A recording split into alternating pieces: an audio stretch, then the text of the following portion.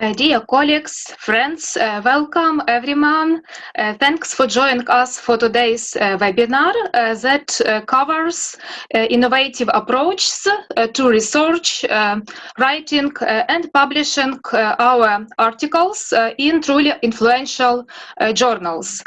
Speakers with experience in science, editing and ethical publishing will share their knowledge and guide those who start their PhD studies. And it's a big honor and pleasure to introduce our today's speakers. Please welcome Dr. Armen Gasparyan and Dr. Latika Gupta.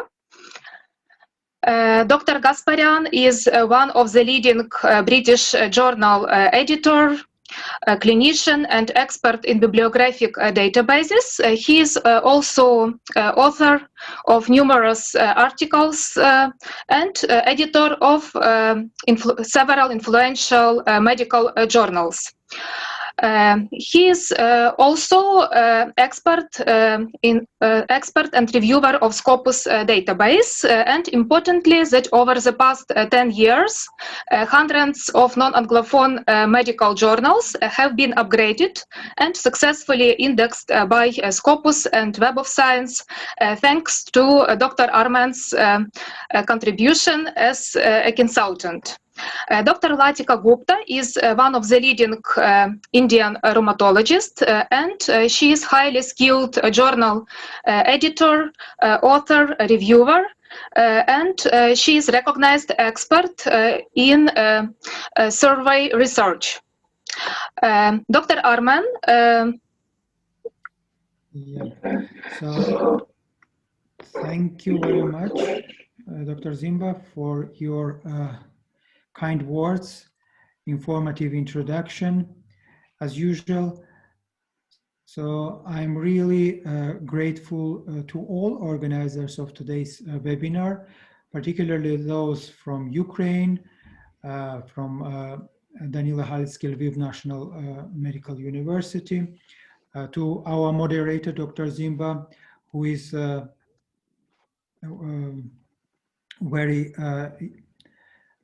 who is our precious asset for this webinar series. And also I am grateful to Dr. Latika Gupta, who kindly agreed to lecture today to help our PhD candidates to improve design of their studies, plan their research studies, and draft quality articles for Q1 and Q2 or top scientific journals. I'd like also to express my gratitude to participants from Bulgaria, Kazakhstan, Ukraine, and also our mentor and chairpersons from Ukraine, Professors Vasil Lanchina, Professor Valentina Chopyak, Oksana Zaishkivska, who are monitoring and guiding us, and their support over the past years allow us to share our experience with our participants, and hopefully we will see a number of great articles published with top scientific journals or journals with relatively high impact indicators. Today we are going to talk about study designs, particularly in the time of COVID-19 pandemic, and our presentations, my presentations and Dr. Latika Gupta's presentations will be self-explanatory and will be eye-catching, so everything will be understandable to all our participants from different countries.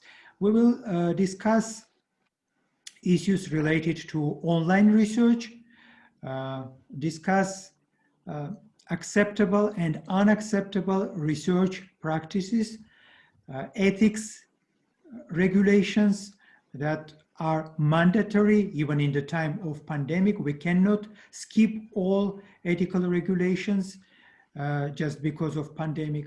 We will also discuss citation and alternative metrics that are necessary to run online research studies. We will also discuss some online platforms, social media platforms, which are used to run online research, particularly in the time of COVID-19 pandemic. So we have specialists from almost from different academic fields. That's good, but it's also a challenge for us because we have to address topics of multidisciplinary importance. So hopefully we will successfully accomplish our tasks today, and our participants will be satisfied and will learn something today to start their research studies and plan good articles. So stage is now Latika's. So Latika, please. Dear Armen, I would like to say a few words in Ukrainian, okay? Yeah, For Ukrainian participants, yes. Шановні колеги, ми дуже раді бачити вас сьогодні на нашому вебінарі. Хочу сказати, що сьогодні ми маємо учасників з 8 міст України. Це Вінниця, Львів, Івано-Франківськ, Тернопіль, Київ, Харків, Полтава, Слов'янськ. Так. І сьогоднішній вебінар є дуже важливим для того, щоб познайомитися з інноваційними підходами до виконання дисертаційних робіт. І хочу сказати, що я захищала свою кандидатську дисертацію 10 років назад, зараз виконую докторську дисертацію. І хочу сказати, що підходи, які були 10 років назад, вже фактично не зовсім можливо застосувати у теперішніх умовах. Особливо все змінилося протягом останнього року, коли людство опинилося перед загрозою раніше невідомого вірусу, так, і стали обмеженими наші контакти face-to-face, і зараз ми повинні шукати нові методи, підходи, так, до виконання наукових досліджень і, зокрема, широко використовувати в своїй практиці різні онлайн-платформи, соціальні мережі, які можна з користю використовувати навіть для проведення біомедичних досліджень. І якраз наші спікери підготували для вас 4 лекції, які висвітлять ці питання. Отже, щиро дякуємо всім за вашу участь, так, і запрошуємо нашого першого спікера, доктор Латіку. Доктор Латіка, welcome. You can start your presentation.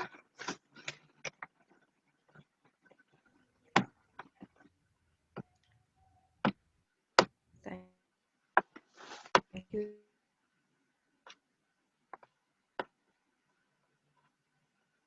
It is truly an honor and an absolute pleasure to meet.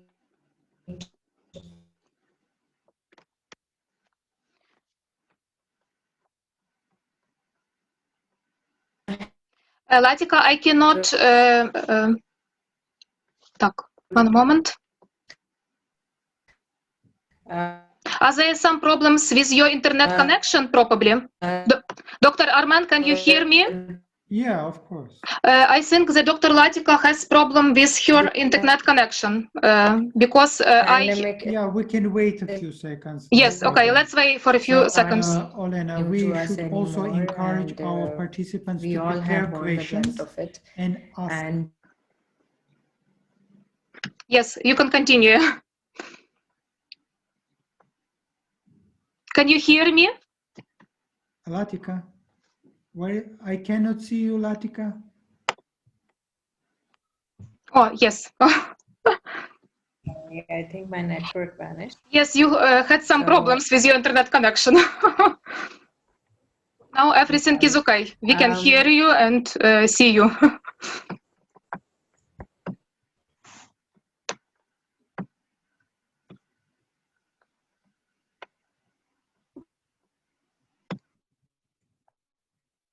And so the pandemic is not new to us, and all of us have borne the brunt of it at some Latika, point. can you hear me? When the virus took over. Latika, I think your connection is, you have some problems probably with your connection. Can Dr. you check? Arman? Mhm. No problem. Just let ask Latika to check it. Yes.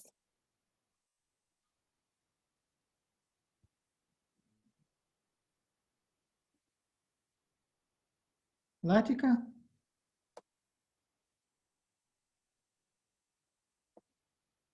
Is it because of your...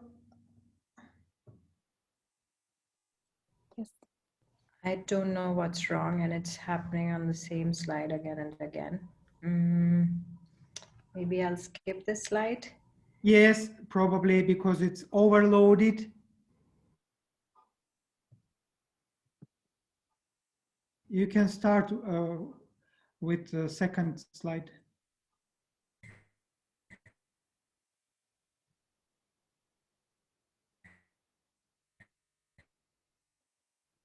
Arman, I think probably that Yeah. you... Mhm. Wait. Latika should start because we have strict program. And Latika is going to lecture somewhere else. So basically today we're going to cover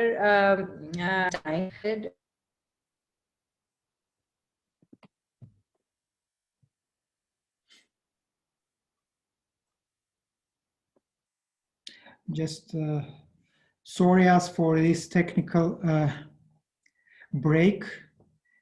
It's probably because of connection, internet connection, or something wrong with our platform. But I think everything will be fixed in a second. Joe, don't know. Latika, it's because of your slides probably overloaded and our platform not fitted. Our platform, everything is okay with our platform, Okay. I think. Okay, no problem. Right, let's hope it works out this time.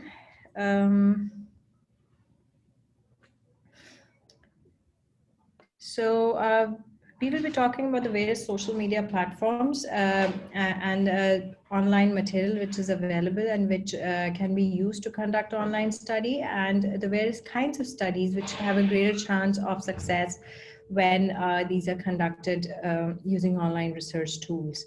So the biggest question we come to is, why do we want to conduct these kind of studies? And the reason is, the reasons can be many. One of them being that no ethics committee clearance is needed for a lot of these study designs, not for all, but for quite a few of them, which we'll see in subsequent slides. These are quick tools, they're easy to conduct, usually economically viable. A lot of them do not really require money and any kind of financial expenditure, and technology based. It's a progressive mode of research which is being explored more as the days come by. It is also unconventional and transcends geopolitical borders. So you can actually collaborate with a lot of people. You can conduct studies using data from all around the world. And as we go further, you will understand how and why. So YouTube is usually gaining greater foothold as the main resource for learning material. It is a hub of information, and it was always very popular outside the medical community. It's only rapidly gaining foothold among the medics now, especially in the pandemic period. There's a sudden growth in literature and material on YouTube. And now, when we start using YouTube for learning and dissemination of information, the question that naturally comes to our mind is, how good is the quality of information?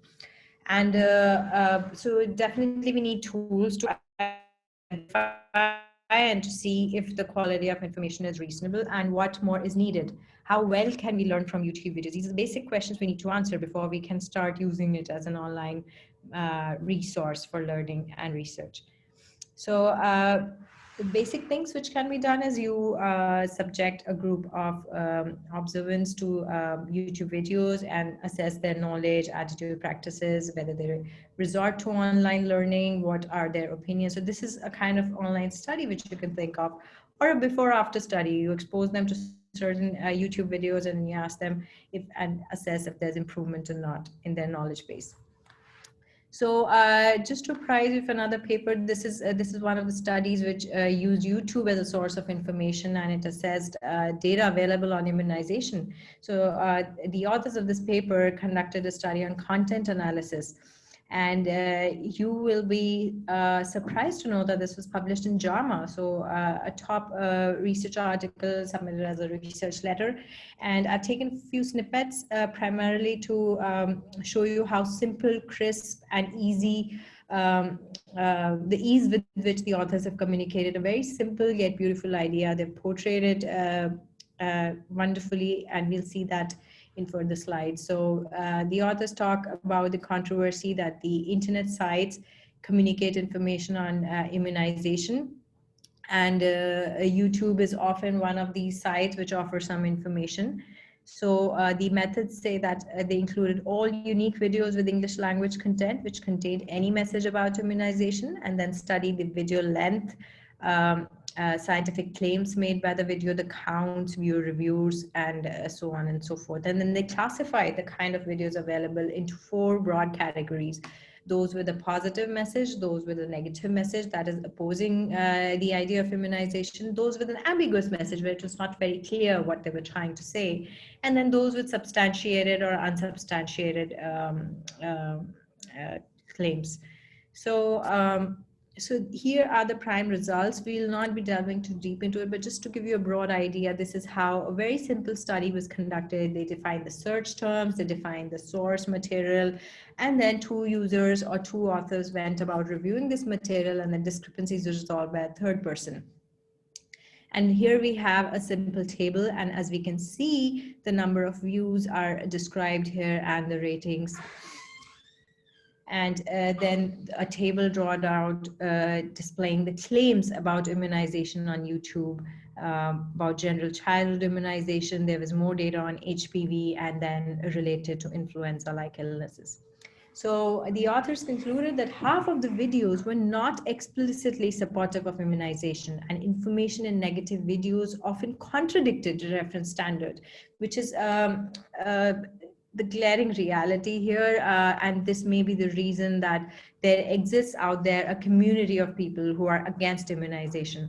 And physicians need to be aware of internet video sharing sites and should be prepared, because patients may ask them, what is the material, where is the material which supports immunization, and what is the resource, which sites should they refer to, and the health information can be obtained from these sources. This is what the physician needs to be aware of. So that is the conclusion from this study, that YouTube material out there, we need to create more material supportive of immunization with proper evidence base for better community immunization. So similarly, this is another study where the authors studied YouTube channels, uploads, and views, and they analyzed all data present on YouTube for the past 10 years. And again, here they looked at the search string length. So they used search terms and the length of the search terms, how many videos they drew up. So this study was conducted way back, I think in 2007. So that was a long time back. The number of videos were much fewer then, and as you can see, the numbers have greatly increased in broadly all categories nearly, but the number of views per upload have grossly gone down. So YouTube has really become popular over the years, and with the wider availability of the internet and greater access, people are using it more frequently. But this gives a good idea of the growth of YouTube and which communities specifically exist on YouTube, and what material can be searched. Similarly, there are Google Trends. Google has offers trends in searches. Google is the most popular platform for conducting any kind of search. Even if today I have a question in my mind, I'm more likely to Google it. So Google has become a verb now, it's no more a noun. So that itself supports and stands for its success as a search tool and the search engine. So the study trends can be used to identify a particular interest, whether the community is interested in a particular subject, why they're searching this, like there may be increased searches for COVID-19 in the past 9 to 10 months, which is as expected, but they can also signify an event. So they can be an indirect connotation for a search term. For example, if people are looking for fever in a particular area, and these are geo-stamped. So searches are linked to the IP addresses, and then that can be traced to a particular location, which can provide a lot of detail into where, what is exactly happening where, some sort of indirect evidence which gains greater importance when the number of people searching that increases. So I'll explain this more in a minute, but this can also be used to test a hypothesis as, and lastly, people have also conducted systematic review of the various studies on trends, which I'll show you in the next few slides. So the authors of this paper used Google Trends for influenza surveillance in South China. So what they did was they gathered influenza surveillance data from 2008 to 2011. And this was obtained from the provincial CDC virological surveillance system in South China. Then they picked out Google Trends on influenza, on H1N1 and fever and acute lung illness. So these are the few search terms which they used. And they found that the strongest correlation was a Google Trends term of fever and influenza-like illness surveillance data. So fever correlated with this, and the term influenza A had the strongest correlation during the 2001 pandemic with the number of cases being reported. Now, the author suggests that Google Trends could then be used as a complementary data source for influenza surveillance, because if you have to diagnose a case of influenza in a particular area, you need to sample so many people to conduct an RT-PCR, which is a very tedious procedure. So this can be a complementary tool. Of course, it can't replace the gold standard, but it can complement it. And the development of new models may possibly include search trends to estimate local disease activity and detect early signals of outbreaks. Now, the interesting bit is the time value advantage you get by this kind of search data, because the first thing out there is the patient developing symptoms and they Googling about the illness. So, so here they show that search term influenza A starting from preceding 1 week had a slightly higher correlation with surveillance data. So people started searching before they got tested. So you get a time advantage, and it helps the administration and people who are looking after a pandemic or epidemic to channelize their resources, and the time advantage can be a major gain in such a scenario. So, so these are unique advantages of using search data, and some examples of studies which may provide community benefit, especially for management of infectious diseases. And then there's systematic reviews, which is again something which can be conducted easily online, and like Google Trends are being used to study health phenomenon, and this has been there around for a while. So in 2014, this paper was published in PLOS ONE, which is one of the top medical journals. Not top, but a really good journal. And here again, there was poor documentation of methods. So here they conducted searches and found all the articles which were studying Google Trends. There were around 70 odd articles at this point in time. And then they looked at the fallacies of these articles, and there was poor documentation of methods. So probably this technique was still evolving over time. Now, once you document it better, then the reproducibility of findings can be validated, and more people can probably use this tool and incorporate it in practice in some form or the other. So, so just to touch upon systematic review, which we'll be talking about later as well, it is the highest form of evidence. This is another kind of study which can be totally done online. So you conduct searches, you generate a hypothesis, and you want to test that hypothesis. So you look at all the possible evidence to support or refute it. So you search for the various studies which are conducted on the topic, and it is done in a systematic manner. It can also be the most satisfying form of research for some. And the beautiful part with systematic reviews is you have to register the protocol online on Prospero. And oftentimes you have collaborators approach you just because they found your proposal on the internet. they're likely to contact you because they have a similar research interest, or because they want to collaborate and publish collaboratively. So these things are not uncommon. In fact, we'll probably talk about this, some instances from my own experience. And then uses of their software like Covidence. So these things are not as challenging as they seem like, and these are things which are very much possible purely online. You don't need to have your own patients. You don't need to have an attachment really. You can conduct these kind of studies and have very good quality evidence generated with studies which can be published in high impact journals.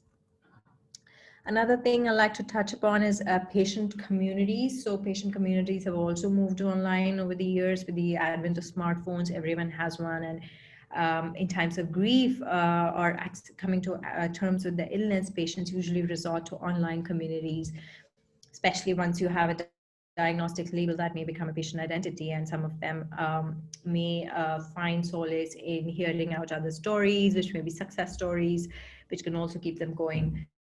So this is very common. And then patient support groups can be an important resource of a different kind of patient perspectives. So these can sometimes be approached, obviously through the proper channel, conducting surveys, and to conduct patient interviews to understand their perspective, like qualitative synthesis of patient interviews, which can give you totally fresh insights into a particular problem. We'll see in the next slide. You may have heard of OMERACT if you're from the medical specialties. That is the various outcome measures for measuring disease severity. And usually it has a core team consisting of doctors and other allied specialties, but then there are also patients. So these patients can come from patient support groups, although not purely online, but this is also a semi-online model of research, which helps in shaping better future for further research. And then there are account analytics. There's a lot of data online, even on Facebook or Twitter. You go to the analytics. There's a lot of data out there which can reflect how your account is behaving, especially if it's a public account. It is a journal account. You can get an idea about the journal's functionality. A lot of data out there. For example, so this is a particular chronic progressive disease, and there are patient support groups. It's a very rare disease.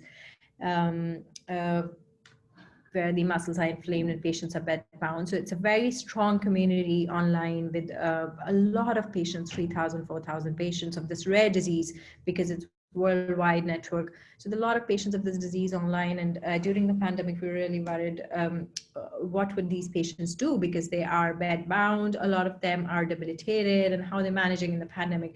So we approach this community. Of course, you have to take due permissions from the administration if they're okay with it. So to identify the group admins and ask them if, okay, we are worried about the patients, we want to know what are the challenges they're facing in this period. You approach them. We managed to interview 608 myositis patients, with a huge number for a rare disease and large representation. Of course, there are fallacies that more of English-speaking population or countries with more developed countries with greater representation online. So these were the communities who could revert to our questionnaire. And we try to understand the logistic challenges they're facing in COVID-19, the fears, problems, and what is the projected trajectory of the pandemic. So various problems were being faced by these patients. Like we saw, a few of them had to increase the dose of steroids. A lot of them had worse disease. So this is the proportion of patients who felt that the disease was worse. And then there were so many different kind of fears. Obviously, the top one would be contracting COVID, but the next one was COVID in the family, as probably all of us have been through that fear at some point. But one major fear was worsening of the disease. And when it comes to teleconsultation, most of them, as we can see here, they prefer audio-visual teleconsultation. Not many wanted to come to the hospital. So these are unique insights which you can get. All the survey-based research is not the perfect kind of research, but as an exploratory study, it can be a great start, especially in the time of a pandemic where you're really stuck in one place and there are not many kind of studies that can be conducted. So these are the key messages, and this paper was published in a really good rheumatology journal. So the pandemic doesn't really close doors, it opens new doors for newer kinds of research. But a word of caution, patient support groups are for patients, and they're not definitely for conducting studies. This was definitely a unique situation which allowed us to do that. Patient rights should always be respected, and it has to be an informed choice. But that's not the end to social media. You can mine it many unique ways. You can analyze public opinion related to COVID-19, like the authors of this paper did. So Weibo is one of the popular social media platforms used in China. And here the authors of this paper in this excellent study, they used a very complicated methodology, which we'll not go into, but basically they defined 13 different subtopics, and they gathered the information on this social media platform where discussions were happening around COVID-19, and using an algorithm where these 13 subtexts were analyzed, they demonstrated a correlation coefficient of 0.8 with the number of confirmed cases of COVID-19. And you see, this was in early January and February, the early pandemic period. And as you can see, the peak in Weibo text was much before the detected confirmed cases, as we saw in the previous study as well. So it proposed that social media data can be, if analyzed systematically, can be an important aid for guiding the possibility of outbreaks.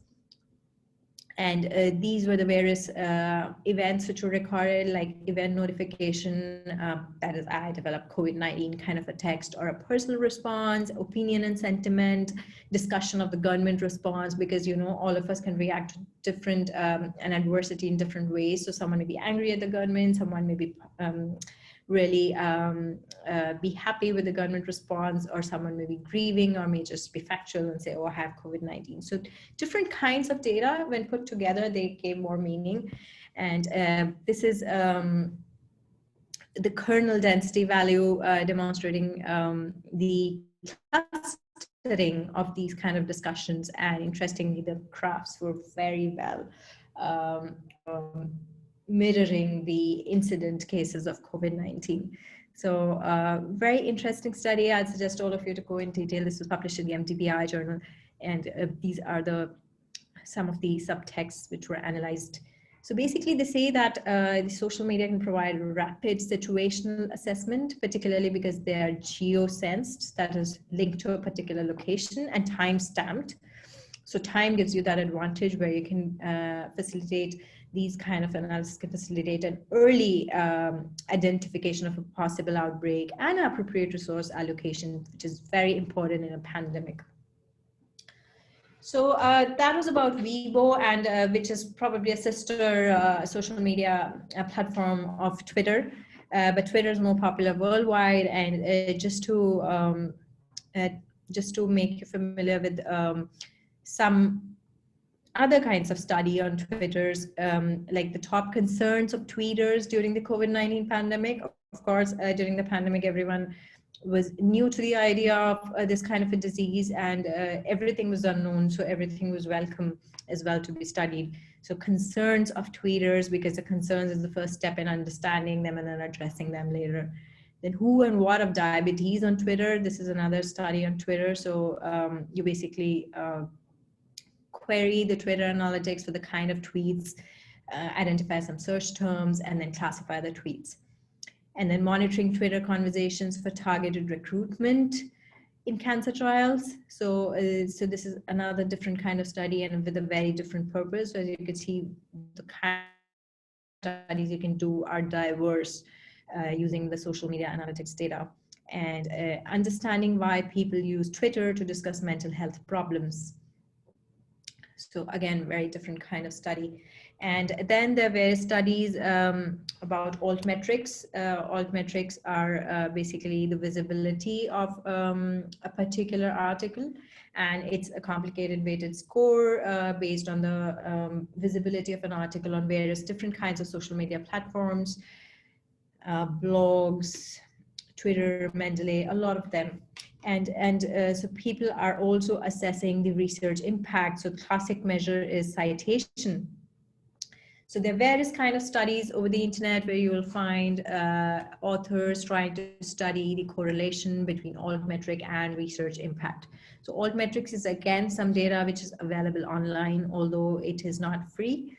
Altmetric.com need to be contacted, and some journals may have access to Altmetric data for their journals, which is usually paid for. But this is another kind of studies. In fact, some of the landmark papers which are published on the science of Twitter and the benefits of tweeting by Eisenbach et al. We're not going to go into the details of these, but these are primarily detailed analysis of Twitter analytics and how these correlate with citation counts, particularly the tweets, which are the articles which are highly tweeted in the first 7 days, they're 11 times more likely to be cited. So they're complicated analysis. So you just need, data is out there in the public domain. You just need a good hypothesis and maybe a good statistician or your own statistical analysis skills. And you're out there with some great data at hand. So this is again deeper into the science of Twitteromics. And now this is a preprint, but it seems like there's a real-time COVID-19 tweets data analyzer and data repository, so which will provide even greater detail like state-wise distribution of the frequency of various things about crisis, discussion about China. So this is like open data or a hypothesis-free approach where you just delve deep into the data and find meaning in it. So any kind of approach is welcome. Basically, if you want to drift afloat, just publication science real patient, you are in a new job or you're collaborating, don't want to collaborate in an immediate environment, or you don't have patients of your favorite disease, or you don't have this scenario where what I'm working on is not available, or in the middle of a pandemic, then there are various tools and there is ample data out there for you to analyze and publish meaningful research. Even WhatsApp, although WhatsApp is very private with its data, you can't really access it, all encrypted. But where studies have been conducted on WhatsApp, especially relevant to its use as an e-learning method, it's particularly popular in India and China. China doesn't have WhatsApp, but in India, WhatsApp is very popular for reading, especially among the medical community. So people have even conducted multi-center RCTs and then WhatsApp online group discussions for change in behavior, like smoking relapse prevention. So these studies have been conducted. In fact, this paper was very interesting. I couldn't help but discuss this wildfire-like effect of a WhatsApp campaign. So here they took a closed WhatsApp group, which was primarily comprised of learned professionals. A lot of them were PhD, post-PhD, postdoc fellows, and I started discussing the health benefits of 5G. And a lot of the data was actually not true. And then a sizable proportion of the group there eventually convinced to sign a petition. So this is how behavior change can be modulated. And the study primarily was conducted to reflect the other side of social media, that there was no challenge to rumor. So because there's only positive communication, not positive, like only people who are support. So there is a bias in what is absent. It does not necessarily conform with what is present. So there's a significant information bias in these kind of studies, which is brought out with the study. But nevertheless, that should not deter people from analyzing and floating new hypotheses. So yes, so this was another study where the authors looked at tweets, and particularly they analyzed tweets in the early pandemic period about COVID-19. And what they found here was very interesting, that most discussed tweets or the most liked tweets were related to economic losses. And this was the word cloud that they obtained when they queried Twitter for the conversations related to COVID-19. A lot of it was China, a lot of it was Trump, a lot of it was countries. So there are diverse conversations going on, and these can be analyzed. But Social media definitely provides a lucrative opportunity to disseminate public health information because you see the spread of information is really rapid. But it can also lead to misinformation. The authors of this paper found that a lot of misinformation was also floating around. So these are things which are being better understood with time, but are unique online research tools to look at in the future. So next time you're opening Facebook or you're not able to concentrate on work due to Facebook, do not fret, because there is ample qualitative data on Facebook as well, ranging from the timeline, activity log, likes, reactions, groups. So there are also gray areas into as to what data is actually free access and what is not. And we are still in the process of sorting out all of this, like which data can be obtained, which data is protected. So for that, we have the Connected and Open Research Ethics, or the core committee, which is formulated in California at the UCSD. And basically it comprises of various ethical board members, technologists, and other stakeholders in clarifying these gray areas, because cybersecurity and all of this patient data protection and data protection rights, these gain a greater importance in the pandemic when there's so much online research going on. But by and large, if it is data that is out in the public domain, a lot of it will not require ethics permissions. And for now, that is what it is. Apart from that, there are different qualitative data synthesis. So of course, this deals with patients, but you can always contact patients online. These are very simple studies. They want to understand patient perspectives regarding particular thing, like this was about long-term glucocorticoids, what the patients feel. So semi-structured interviews, and the transcripts of which were then analyzed using a thematic approach. This is again something which can be done over the phone, although they're best done in person, can be done over video. So these are again studies which partly online, because you can get in touch with patients online in the middle of a pandemic, or if you're in a new place and you don't have your own patient base. And these can provide unique insight like psychological impact of drugs, or suggest new ways to improve, like the role of guilt in a patient's psyche in taking a drug, or the role of diet, and these kind of things. So that is one. And then there are systematic reviews which can be conducted. We talked about it earlier. And just for an example, we conducted the systematic review on smartphone apps related to COVID during the COVID-19 pandemic, and found 63 apps, identified the useful ones across countries, 3 different countries, which apps were better, which had better user interface, but were not downloaded as much, like the Indian app Arogya Setu. It was compulsory to download it, but had some data security issues. So these could be discussed and provide new insights. And this is again a study that is purely conducted online, and you'll be amazed to know that the entire team of this paper, the first author met me on WhatsApp while asking her to fill another survey. She's a med student. And the second author also reached out to us because he saw a Prospero proposal online and he was interested in the study and collaborations. So the online world is wonderful, and there is plenty out there for you to do. You just need to have the zeal to go through it.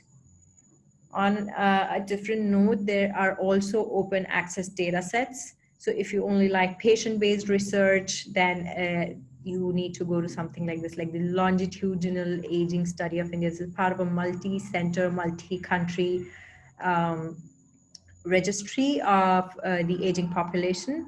And this data set is completely anonymized, but also open access out there in the public domain, with excellent data collection at periodic intervals. Anyone of you interested in aging and science of it is most welcome to go and use it, and publish without ethics clearances. Lastly, surveys are the most famous form of most popular form of research in the pandemic period. They again have the same added advantage: they're quick, easy cater to rare groups, good for exploring a hypothesis.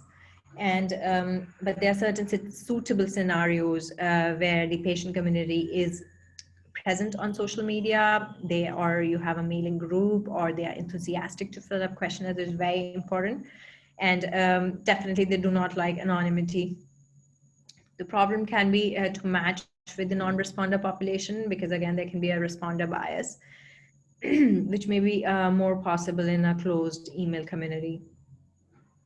For example, we question patients with systemic sclerosis. It's a rare disease and we have access to these patients, then it's easier to conduct this kind of a study, survey-based, where you reach out to them and ask them, and you can get people from all around the world. It appears to be a simple kind of study, but there are also large surveys like the National American Nutrition Health Survey, which is ongoing at periodic intervals. So they can also be large population-based surveys, which can be excellent studies, but then the design needs to be taken care of. These are some of the population-based surveys which have yielded excellent data in the past. The most common type of survey studies include patient problems, others are doctor problems, and feedback is another one, and Delphi or paper cases. And the unsuitable scenario is something you need to be aware of. When will you not conduct this kind of study? If your population is underrepresented on the internet, like you have someone who are like alcoholics or have poor socioeconomic strata, or someone who's likely to have privacy concern, like you want to interview the LGBT community, or they lack motivation, again, like alcoholics or chronic illnesses or illiterate population. And if there's already a good validated survey on the subject, then this is probably something you don't want to do. So that is something you need to look at, or something which needs a very accurate data. There's no place for any perception. So that is again something where you'll avoid conducting a survey. And then investigator related, if investigator not proficient with web-based tools. The advantages are very many, cost, flexibility, automation. There are so many tools out there to help you conduct good surveys now.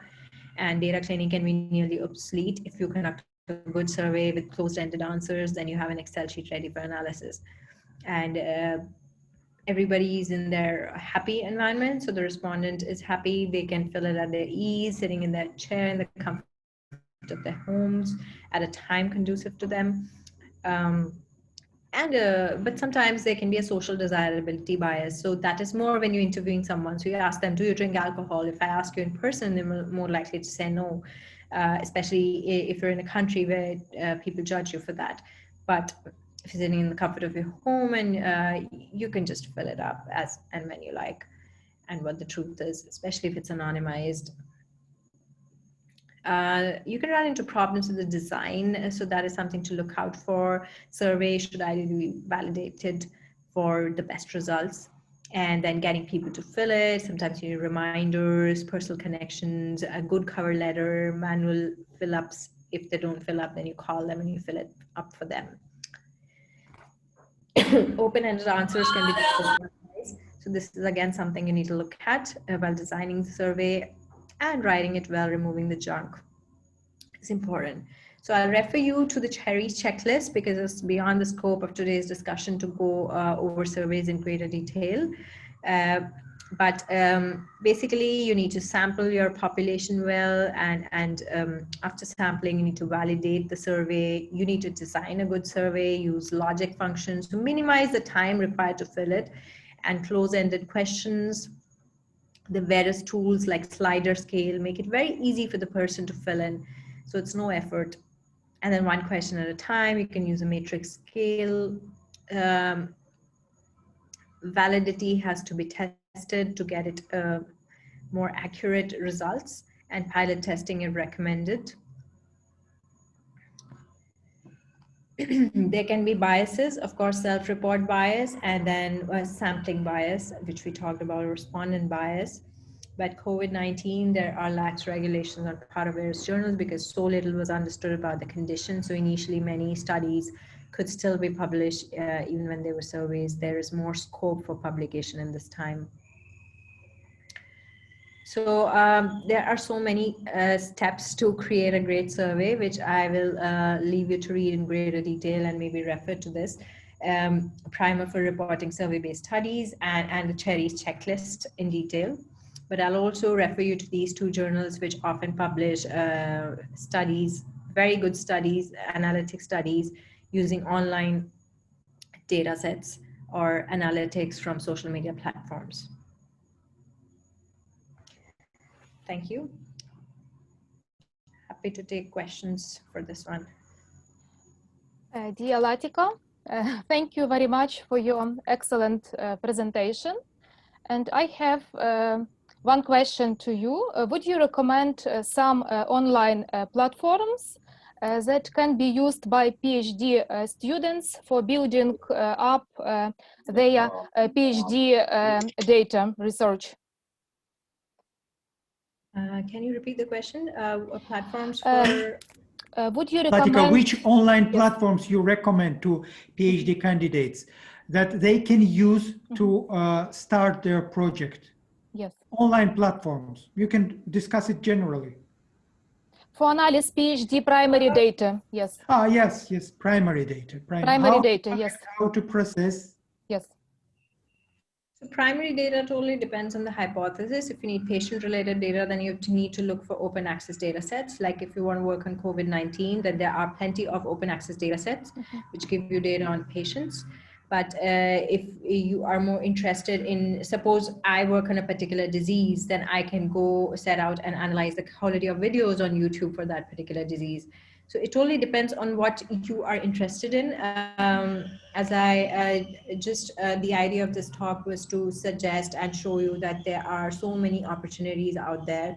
And now you need to dig deeper into your minds to identify what your interest is. And probably then look at the appropriate platforms accordingly. Definitely, we can use social media data analysis for conducting biomedical research. Yes. Okay, so Latika, I just wanted to comment on your presentation, which is informative, brilliant, and it's like fresh air to most of our participants. But I'm not sure that all our participants are active on social media. And today's presentation is a starting point for them to open social media accounts for academic purposes and start using it to share their experience, to take part in international research.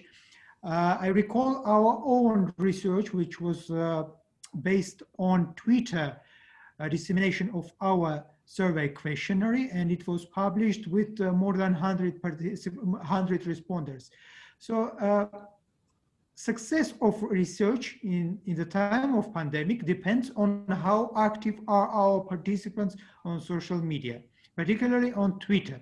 You mentioned several social media channels that are useful, let's say WhatsApp, Facebook, and other platforms.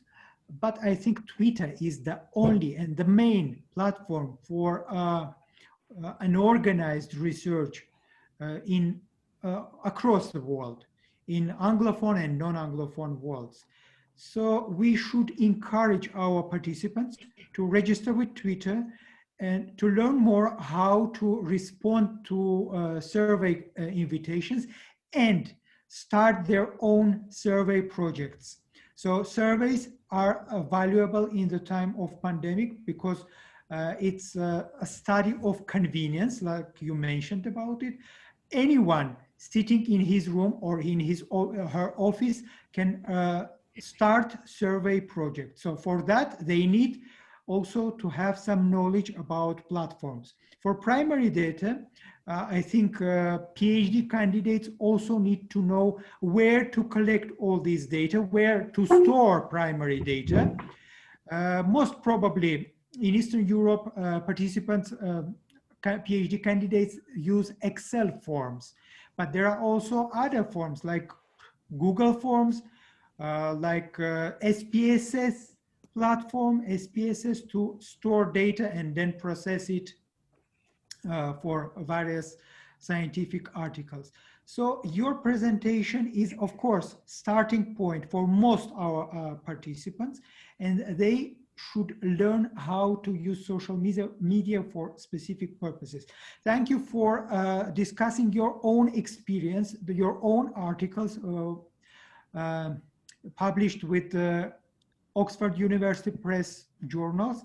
And I am sure that if you manage to publish survey with top scientific journals, the same can be done by our participants from Ukraine, Kazakhstan, Bulgaria, and Ukraine.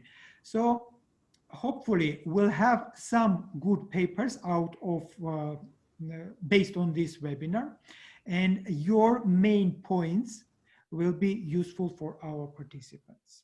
So any other questions, comments at this point? We have one question from our participants. Can we use MedHub for this purpose? MedHub. Can we use MedHub? I have never heard about MedHub, honestly. MedHub. But you know, there's so many resources out there that if you know about it, just delve deep into it, because it's not aware for each one of us to be knowing about each of these, but I'm sure if you think it's useful, then it might be. Okay. This is International Medical Center, MedHub. Right. I'm not sure. Okay. So, okay. Probably our answer would be negative, because we are not aware of that platform, and it sounds rather strange. So we should encourage our participants to use common platforms for even they can use YouTube for their research. Latik also covered YouTube as a source of information, and they can also analyze that social media for their scholarly purposes to find out whether YouTube disseminates useful information in any field, in rheumatology, in geriatric medicine, and other fields. So I should also inform all our participants that today we have professor in oncology from Ukraine, head of departments, and also psychiatrists, psychologists, specialists in pedagogy, yeah, something like that. So we should respond, we should attract them to share their thoughts and take part in our discussion as well. Some of our participants are not fluent in English, so they can ask questions in their mother tongue, let's say in Russian. So we have, Olena, please carefully check chat panel and take these questions in Russian as well. Okay. Okay. Okay. Latika, and your next presentation about language editing advice to PhD candidates, and we have one note from our participants. Latika, can you speak more slowly, because right. yes, more slowly, please. Right. Next one. I'm sorry about that. Next one is much slower.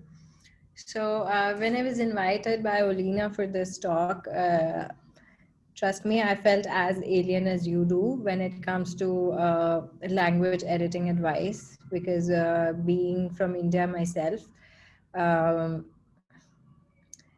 English is the Brits language, you know, the Englishman's language, although that might be set to change. So it is not shocking to know that 3/4 of the world's information is actually stored in computer banks in English.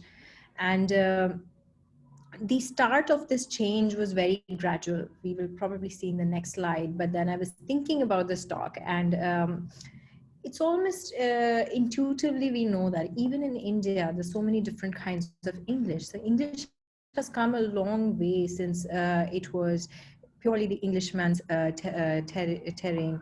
And the Indian English is typically very different from how the British English is. And in fact, now we have American English. So English has evolved over the ages into various different forms. And, you know, I was surprised today when I searched about English in India, there was an entire Wikipedia page dedicated to it. So there's so many different dialects, to be precisely 5 different dialects, 6 different dialects of English within India itself. And these are the various territories.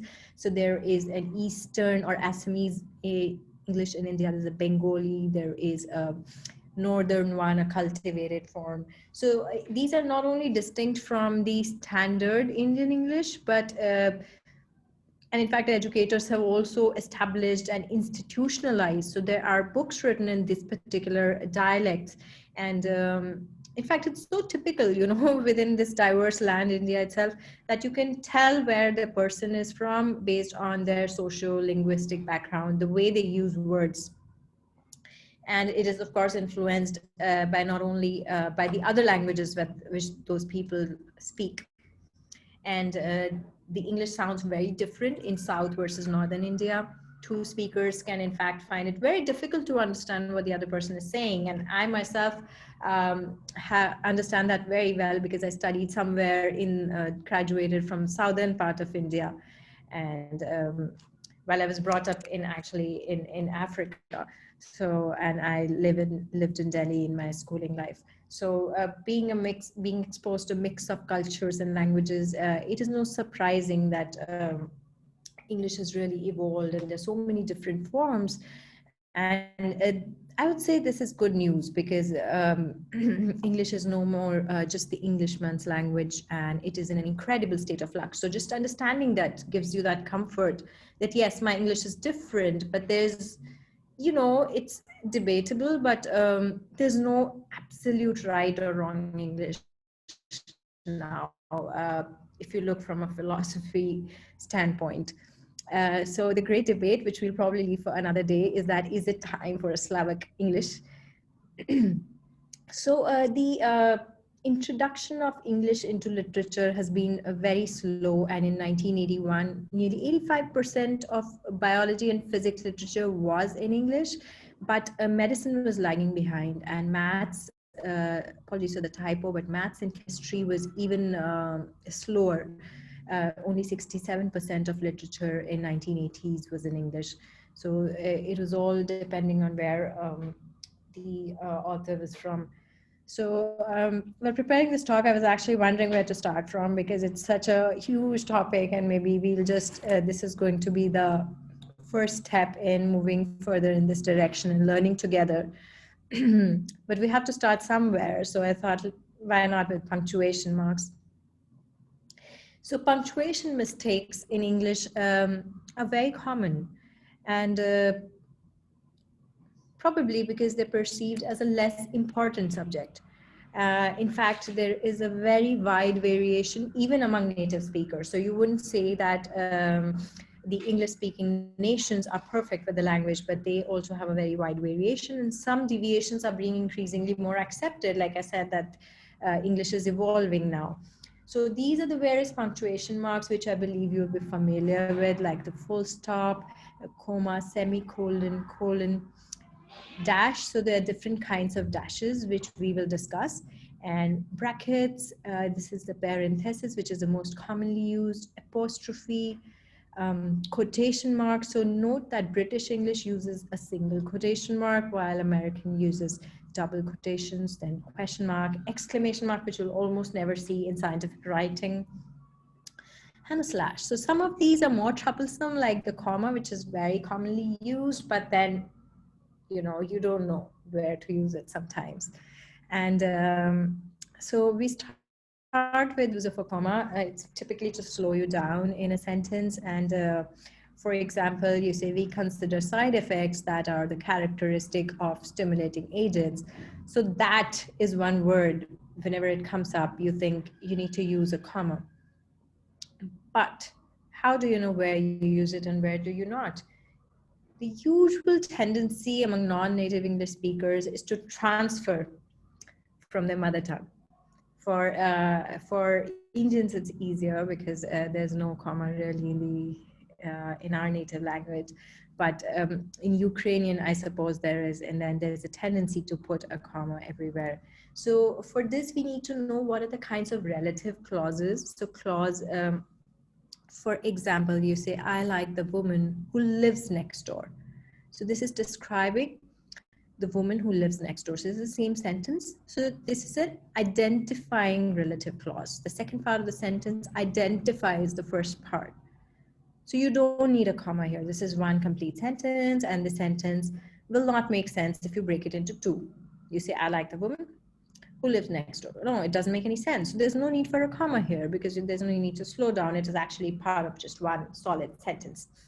But if it is a non-identifying relative clause, like I live in London, which has some fantastic parks. So you say, I live in London, this can be a separate sentence, and London has some fantastic parks is totally different sentence. So you just put together, and to club together, we have to put a comma to signify that they're two different clauses. So that is where you use it. And this is another example of the identifying and non-identifying clauses, like the ways and methods of seed storage, which use liquid nitrogen, are called cryoconservation. So here they're using commas, which are actually not needed because it's like one complete sentence. But if you talk about this, which is a much bigger sentence, the plant seeds, which botanical gardens all around the world collect from natural places of growth, were kept in laboratories. So the very complicated sentence here, definitely you'll need commas, and you'll do better off with commas here and here. So this is about it. And then this is another one example for you. Particular growth area in Central and Eastern Europe and the countries of the former Soviet Union, where it is thought that nearly 10% of the population are now learning English. So here, typically, you want to separate out these bits. And again, here you will use a comma. The other troublesome one is the semicolon. And a lot of times people use it by personal choice and style rather than correctness. And you'll be tempted to replace it by a comma, but always understand that a semicolon is actually a stronger punctuation mark than a comma, but weaker than a period. So you have to put it somewhere in between where, you know, you feel that the sentences are rather related, but not completely unrelated. A comma is does not seem okay. So connect clauses which are closely related to one another. And then we learn about the various kind of dashes, even the dash, the hyphen that we use, that is not the only one. There are two others. That is the N dash, where the length of the dash is slightly longer, medium. It is equivalent to the length of the letter N. And there's the M dash, which is longer, as long as the letter M. So hyphen is typically used when they're very intimately related concepts like tie-in, toll-free. You know, these words are just together, they don't make sense alone. And then concepts which are related by distance, like May to September, so you use this N dash. And M dash, you in a sentence like the previous one we saw, where this one. So these are concepts which are related, but they're also new concepts, you know, 10% of the population, some 50 million in all. So they're related, but they're not as related as the terms we see here, like May to September or toll-free. So here they use the M dash. It's typically in a sentence, we want to separate them out.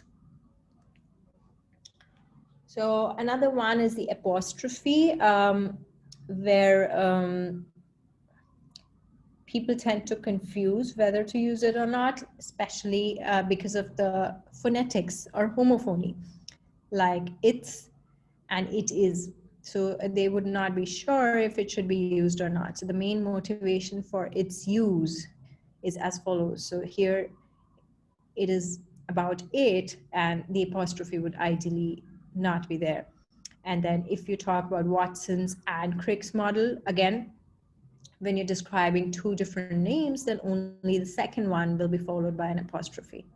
So this is something you need to be careful about. The Watson and Crick's model. It will not be Watson's and Crick's model. Another one is when you're describing the noun, the Mendelssohn syndrome, then the identifier, if you either use the or you use the apostrophe, only one of them have to be present. So this is something which, again, you need to be careful. So there's some rules to apostrophes which you need to obey, and be careful of homophony and using it just because it sounds similar, like it's ITS versus IT apostrophe S, which actually stands for it is. So always ring in your head, it's the apostrophe is actually it is. You don't have to exchange the two. Then there's a slash. The forward slash is not the backslash, but luckily the backslash would almost never come in literature. So we talk about the forward slash. So when do we put a slash? When we want to separate out terms which are two different terms which are genuine alternatives. Like here we're talking about further experiments are required for the identification of cell components or metabolites. So are they same? No, cell components are different, metabolites are very different. So you can't use a slash. You have to use the word or. But if you were talking about cell components, oblique organelles, which are, similar. So there you could use a slash. So it should be a genuine alternative whenever you use a slash. The other question which will always come up to you when you're writing a manuscript, now Microsoft Word itself has these grammar check, and it will keep flagging all the time. And then you're wondering, should you use British English or should you use American English? Sometimes it also depends on the journal you're submitting it to, because if it's an American journal, they will specify that we want American English, but that is the exception rather than the rule. So most of the times there will be no specification. It's more a matter of choice, but consistency is the key. So if you choose British, just stick to British throughout the manuscript. It should not vary from paragraph to paragraph. And some examples of British versus American is like modeling. Double L is like the British versus American is like single L, but then you have the grammar check these days which can help you with this. But another thing which is notable in the American style of writing, suppose you're three different terms, 1, 2, and 3. So after 2, you're going to put another comma. And that is typically called the Oxford, or I'd rather call it the Harvard comma, which is typical of American English, but it's absent in British English. I'd say these things are not that important given we have the grammar check these days and all of us have it. But still, it's important to know about these. Again, the inverted comma, which you talked about, the British use one while the Americans use a double quotation. And hyphens between two words where there's a prefix like operate and cooperate. So cooperate is not a word actually, it's like cooperate. So the British signify that, usually demonstrate that with the use of a hyphen here, while unhyphenated forms are common in American English. Then there's some aliens in research papers like the exclamation mark, which rarely appears in research papers, most for emotions, and you would almost never encounter it. So if you're still not convinced why you need to learn punctuation mistakes, because sentences are easily understandable and readable if proper punctuations are used, and punctuations are the building blocks of sentences. But more importantly, you don't want to have grievous errors like let's eat grandma. So you're not going to eat grandma, there has to be a comma here. So to avoid these kind of grievous errors, understanding the language and use of punctuation mistakes is essential. Then another thing which is common with non-Anglophone researchers is use of contracted forms of like they don't lose their germination. While in formal writing, it is usually full forms that they do not lose would be preferred. So this is something you need to be consciously aware of and try out whenever you're writing a paper. Again, any sort of informal vocabulary is not welcome. Like the study provided appropriate stuff. Stuff is a very informal word. So specific vocabulary which you will learn on the go as you keep writing, and it's a continuous learning process, whatever be your stage of career. So I hope with this, you're not feeling like this deflated ball who's been asked to play, but there's just a few more left, like adverbs placement. So can anyone of you identify the problems with the sentence? After this time, the analytical signal is increasing slightly. I find this very common with Indian students as well. Can any of you identify? So typically adverbs need to be placed inside the verb. So it is slightly increasing would be the right way to do it. And then there are collocations. So what are collocations? So these are stable word combinations which regularly occur and are characteristic of scientific English in general.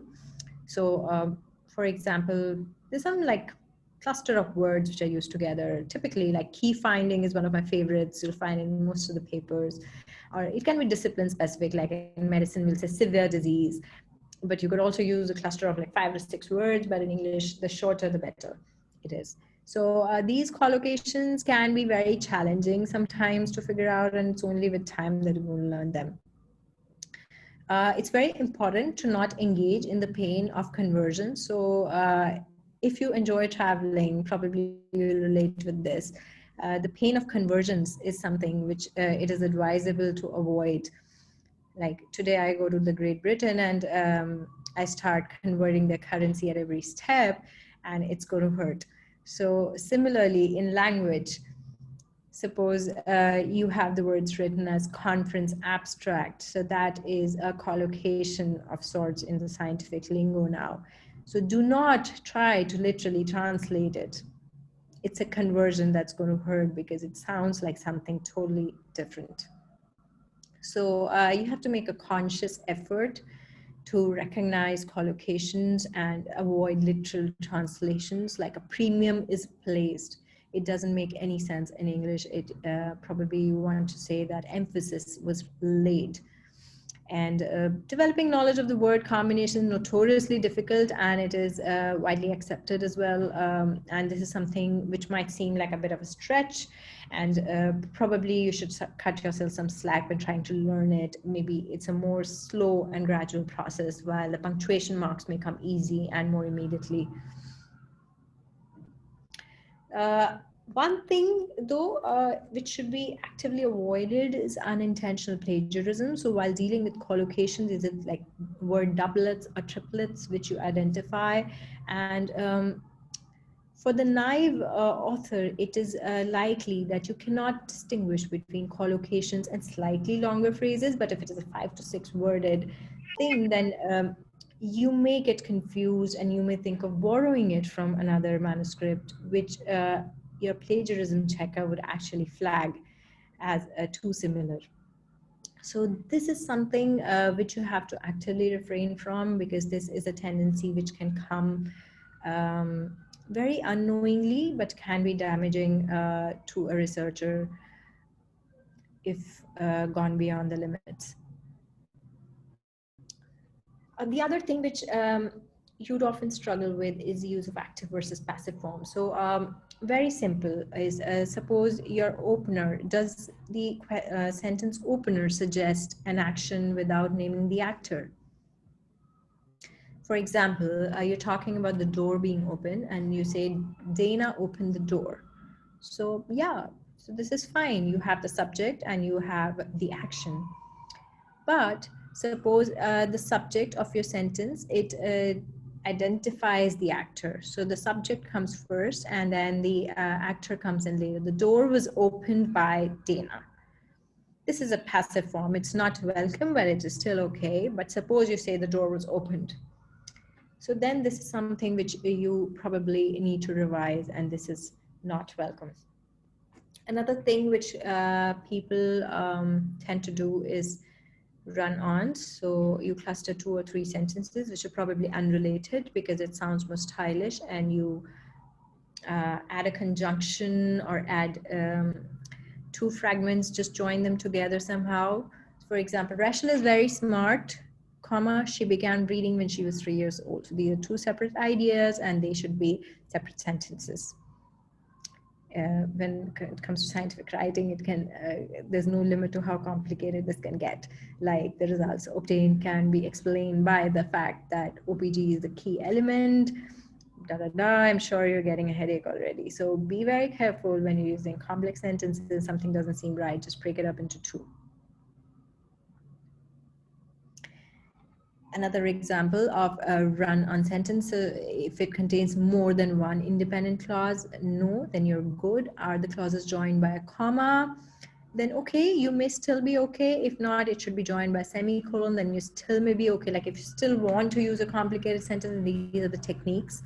But if not, no comma, no semicolon, two independent clauses, not welcome. You have to revise it.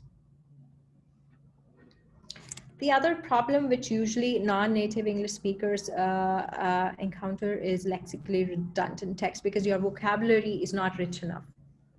So you'll start repeating words.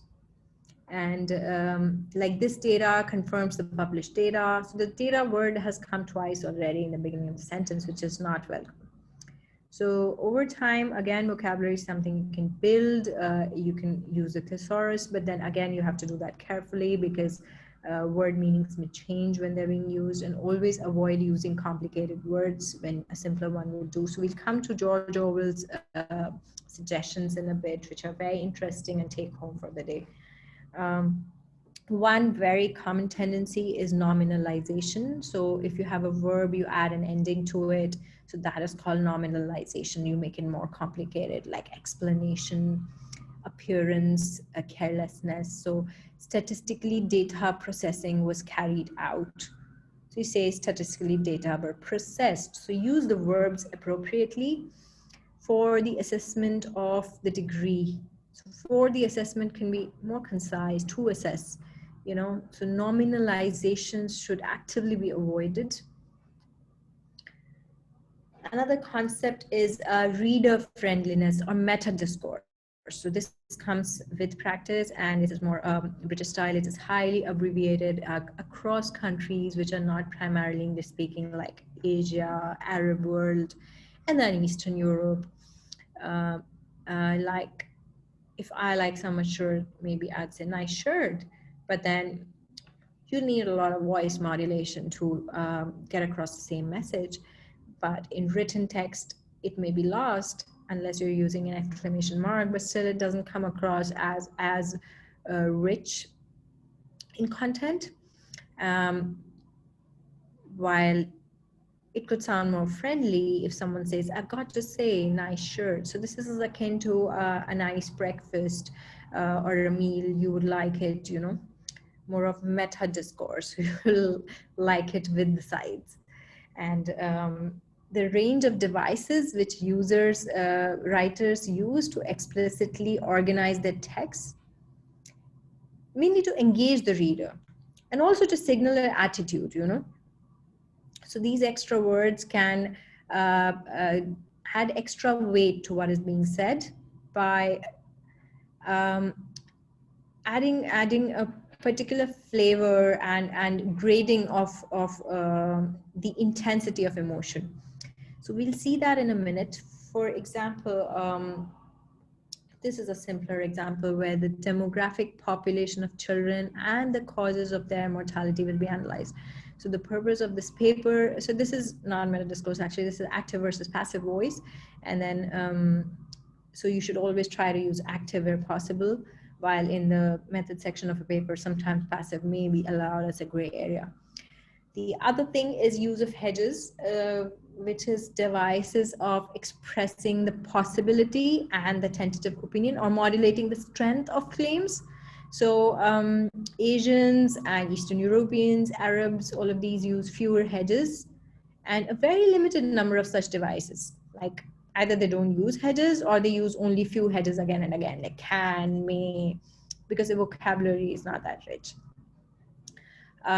Again, the absence of hedges can make it seem like the claim is yours, which is something you should actively avoid in medical writing or any form of scientific writing, because the practice is to have evidence-based writing. And for that, gold has been among the most precious metals in the world. for centuries. So this seems like you're saying that gold has been the most precious, even though it's a widely accepted fact, but it's best if it's conveyed so, like, as known, gold has been among, that's the better way of saying it. So that is a hedge, as known, which adds, modulates the strength of the claim. It takes the weight off the author, and clarifies, like, who says that gold has been the most precious. As known, it is already known, There can also be a certain cultural context, and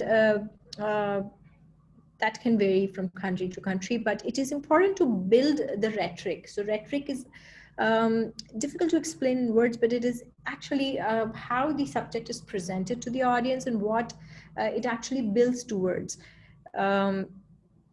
So the social construct should never be underplayed. Suppose we are describing an introductory phase, modulating the strength of the knowledge, what is known about this subject.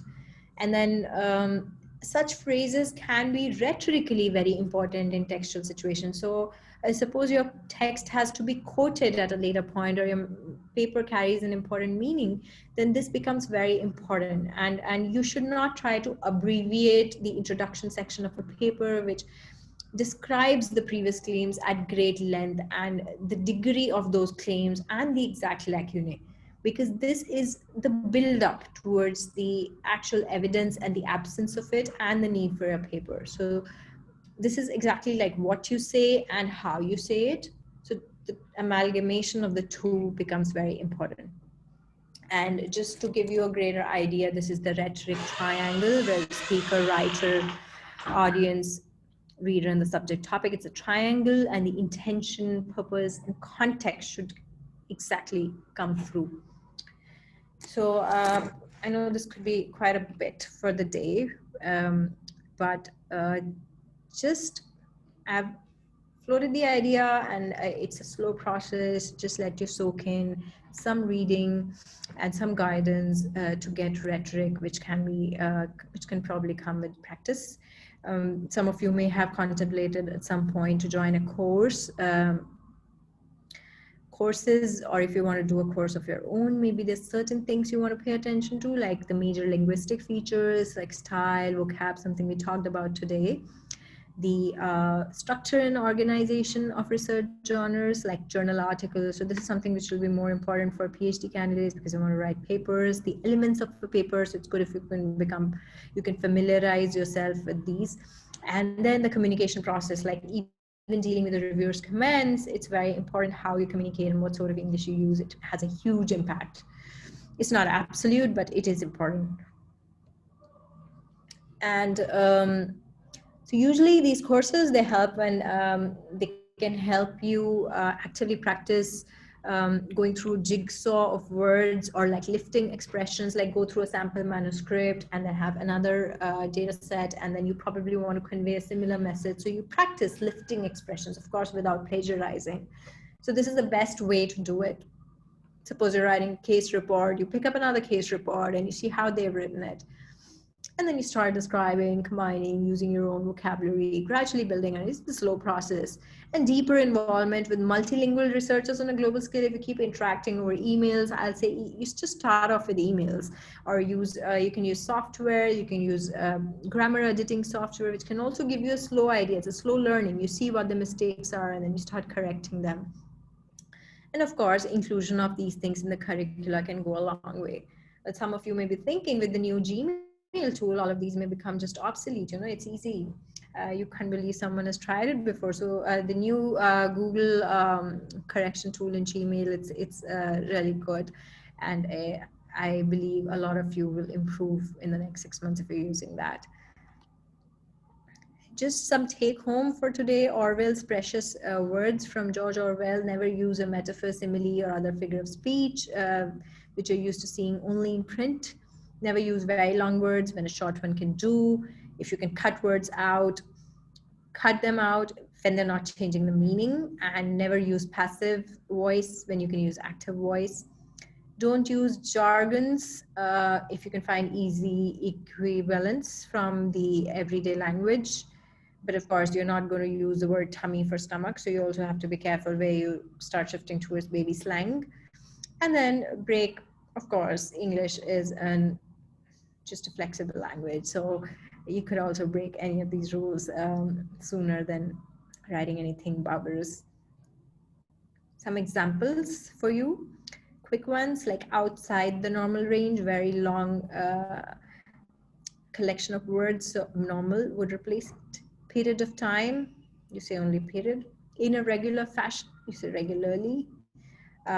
Indicative of, you say shows. Verb, use simpler words, and this comes with practice. I believe with this session and hearing me for so long, some of you may probably be in this state, but I hope not this. And before you reach this stage, we would wrap up with the last example.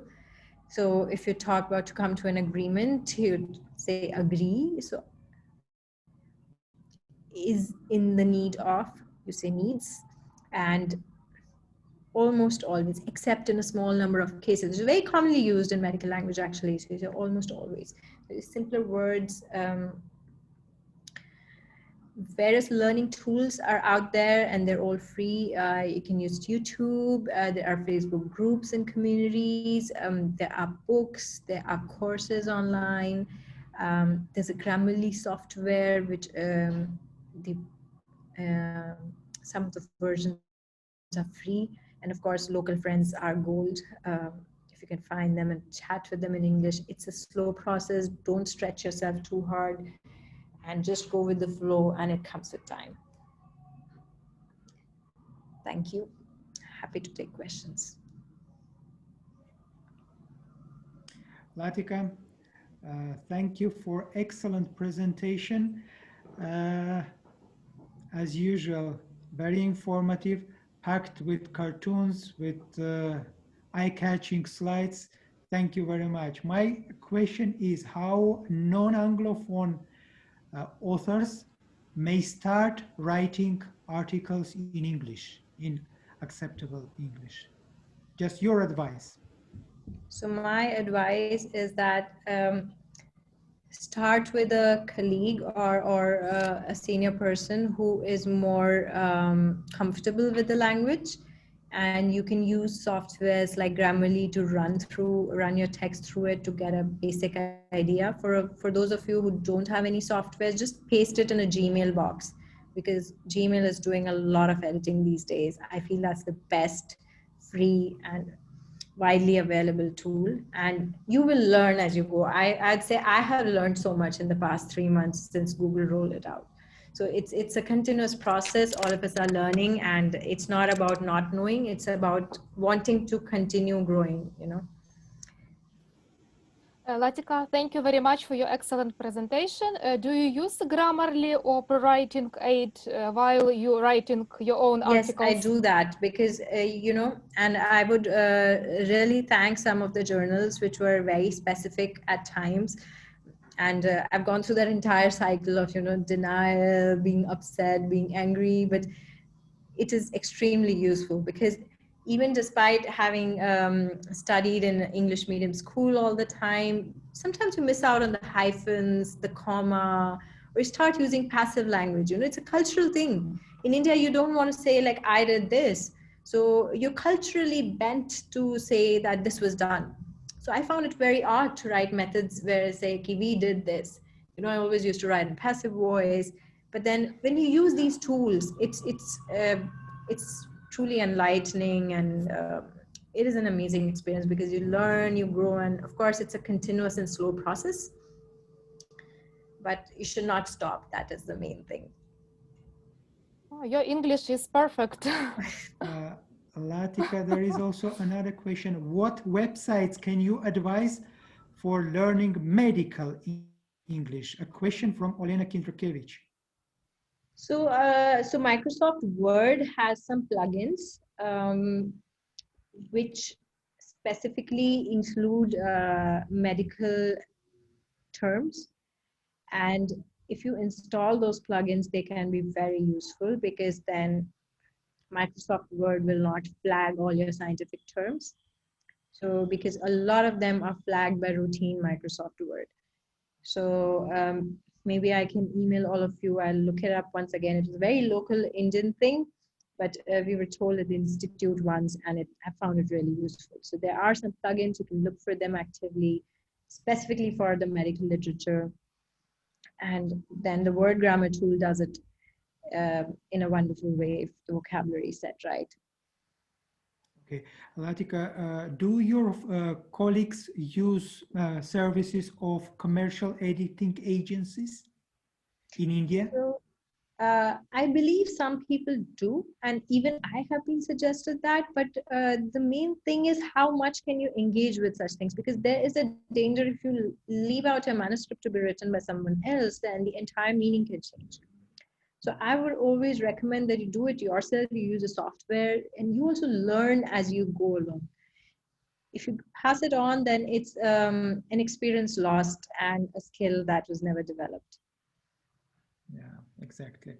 So probably our best advice to our today's participants will be learn English, try to cooperate with experienced authors and submit to journals, considering your submissions as priority items. So I'm well aware of some European journals investing in submissions from Eastern Europe and ignoring language mistakes, helping these authors to improve their language, to rectify English in their submissions. So there are many options on the table. Our participants should choose the best for them. And of course, we should continue our webinar. We are very grateful to you, Latika. You are our precious asset and member of our academic family. We should keep you with us always, regardless of your career turnouts. So stay with us and help us to go forward, publish more good articles, and guide our Ukrainian and probably Kazakhstani fellows who need support of experienced authors with perfect English. Thank you very much, Latika. Thank you very much, Latika, for your regular contribution. May I add a few, Thank you. few comments? Yes. Professor Olenchina would like to say Yes. A few Please. words. Yes. Dr. Yes, thank you. Olenchina? Dr. Latika Gupta, thank you again for your excellent presentation. You always, not only is it a lot of knowledge in it, but also your presentation as a presentation is very artistic. And for that, we thank you, because oftentimes our presentations can be boring, but you have a very nice flair. You make it compelling to look at. You keep our attention centered, and so thank you for your presentation. I just wanted to add a few things, or ask some questions too. You know, our Ukrainian colleagues, when they write, it is normal for them to write in long sentences. In fact, a sentence can be as long as a paragraph, and they translate this into their English version. And so when I examine a paper, when I edit a paper that's been translated, it drives me crazy that you have such a long sentence. And so it is so important for our Ukrainian colleagues to understand that you must write short sentences. You must break up that paragraph into a number of sentences to make it go smoother. I mean, to be in a better presentation for the English language and for the English audience. So, you know, the run-on sentences, that's very typical for Ukrainians, and we have to learn to change that. Thank you for bringing that up. When you talked about hedges, I agree, and also, but I do have some disagreement with that. I think hedges, when you talk about a hypothesis, is one thing, but I think there's also a lot of hedges in the presentation of data. For instance, when someone says approximately 7 centimeters from the anal verge, I mean, 7 centimeters is pretty definitive. So take out the approximate, just say 7 centimeters from the anal verge, you found a tumor. And when I look at a paper and I see these types of hedges, it's like doesn't want to commit. The author doesn't want to commit to one thing or another. It's one thing to say, I think it's very appropriate, you know, when you say, this is the first time it's been reported in the literature. Well, I'm not sure it's the first time. I can say this is possibly the first time. So I would admit that a hedge then is appropriate, but a hedge otherwise, you know, in scientific writing, where one needs to be exact and data is data, I think we need to back off on these approximate terms and these hedges where we're not sure. I mean, we don't want to commit ourselves. We have to commit ourselves because that's our data. But the plagiarism, oh, that is so prevalent. You know, even in the United States, when I'm reviewing chapters written by young researchers, and that they'll take papers and they'll take abstracts and they'll take a sentence or two or three out of the abstract and put it in their chapter. I mean, it's very obvious to me sometimes, especially with non-native speakers, I can pick this up so easily. But you know, they need to learn you cannot plagiarize. You need to, if it's something that you cannot say in your own words, then put quotation marks, or if it's longer, then indent it as is a way of copying out of another source and giving credit to that other source. So that is very important for our Ukrainian colleagues to know that, you know, we understand that English is difficult, it's not your native language, but taking phrases and sentences out of someone else's paper and using it as your own is not acceptable, and that has to change. And I have a question for you. What do you think of Google Translate?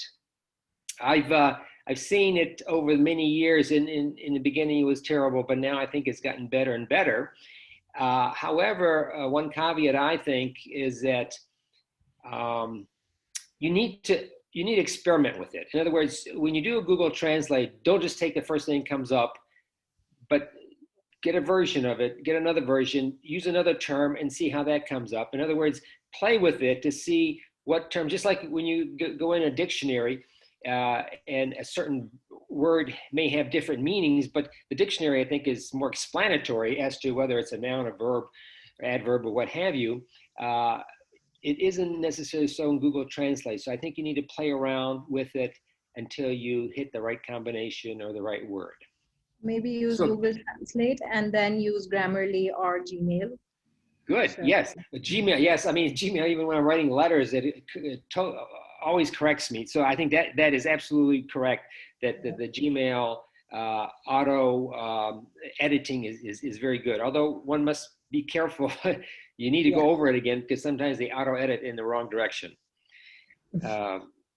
So yeah, and the informal words. Oh yes, I've seen it sometimes. For instance, a favorite pet peeve of mine is when authors use the word nowadays instead of just today. Nowadays.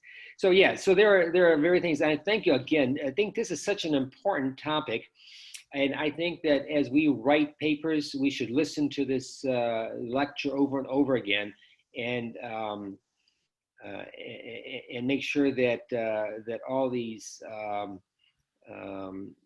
things that you suggest and and you're giving us this information, that we utilize it in our writing and our editing. Speaking of editing, I think it's important for the authors to edit themselves a few times. In other words, don't submit the first version that you put out, but go over it and give it to your colleagues and give it to the other authors to go over it, and go over it with a pencil and make sure that it is understandable and that you're really expressing the data as you need to express it. I find that oftentimes things are not edited properly from the author themselves. So again, thank you so much. I look forward to your next lecture over the coming months. Thank you, Latika. Latika, thank you very much. So I just wanted to comment briefly on Professor Lanchinan's comment. Slavic English kills most papers from Eastern Europe, particularly from Ukraine, because most Ukrainian authors use Google Translator. They simply translate Russian or Ukrainian into English and submit these articles to some journals, mostly local journals, switching to English, and afraid to submit their articles to good journals. So because of poor English, because of inadequate English or Slavic English, most papers from Eastern Europe have low chances of being published with good journals. So hopefully, Eastern European, Central Asian authors will improve their language, English, and will cooperate with seasoned authors from Western world or authors with good English like Latika, like Durga Misra and others, speakers of our webinars, who may help them to improve their English and help to target good journals. So Olena, I'm going to share my screen. How to choose the best topic for dissertation? Yeah. Okay, how? You can share your screen with us. One moment. I'm going to. One moment. Just a moment. You can share your screen with us. Please choose your PowerPoint presentation on your screen. Yes, we can see your screen. Okay, and you can see first slide of my presentation. Yes, yes. Please, from beginning. Okay, good. Oh, yeah, everything is fine. Yeah, let's try. Please welcome Dr. Gasparyan. Okay, thank you. So Latika, thank you for this opportunity to comment on your presentations, and thank you for joining us today. Today I'm going to discuss how PhD candidates can improve study designs for their PhD studies, and how they can draft good articles, good manuscripts acceptable by top journals or journals with citation metrics in quartile 1, quartile 2, or top journals. So before starting PhD project, at preliminary stage, all research fellows should try to understand what their colleagues have done over the past few years, 2-3 years, and stick to their department's mainstream studies. Because if you divert from your own university or your department studies, research studies, you are going to do research in uncharted field. So it's quite difficult. Easier to do research acceptable to colleagues from your own department, from your own university, city, and country. So next step is to analyze a couple of similar original research studies. These are called analogs. So if you have some similar studies on hand, so you know that your study was done before in a different way, using old methods, you can try new methods, upgraded methods, and you can also try something new, new objectives, new aims. But again, you should try to analyze previous studies and find out what was wrong in previous studies. Usually, again, most PhD candidates perform PubMed searches in biomedicine and allied disciplines to analyze similar studies, more than analogs, similar studies with similar keywords, and you can use these similar studies to find out keywords used in these similar studies, and the same keywords will be used for your systematic review, for your original research papers, to retrieve studies more related to your field of interest. And our field of interest relate to keywords, structured keywords. So we should also, our PhD candidates should deepen their knowledge by studying some didactic sources or textbooks available to them. I'm well aware that most Slavic or Central Asian researchers use old or outdated Russian textbooks, and they rarely use textbooks available to Anglophone researchers. But they should change their habit, such habit, because if they start reading textbooks like Harrison's Principles of Internal Medicine or Kelly's textbook of rheumatology, they improve their knowledge in the field, find out what is well known to all researchers, to all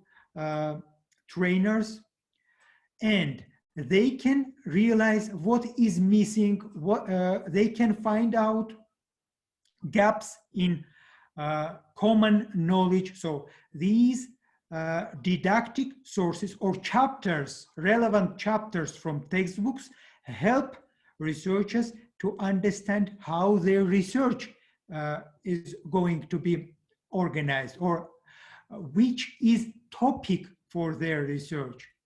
So you should try to analyze chapters related to your field of interest. Let's say if you are going to analyze, to work on geriatric medicine and rheumatology, you should go to textbook, rheumatology textbook, one of the many textbooks, and read entire chapter related to geriatric medicine or geriatric rheumatology. And then for you as a PhD candidate, it will be easy to choose your research topic. Prior to discussing this, some of examples of online textbooks, I'd like to specify I'd like to highlight the importance of specifying your research niche. So you read chapters from didactic sources, textbooks.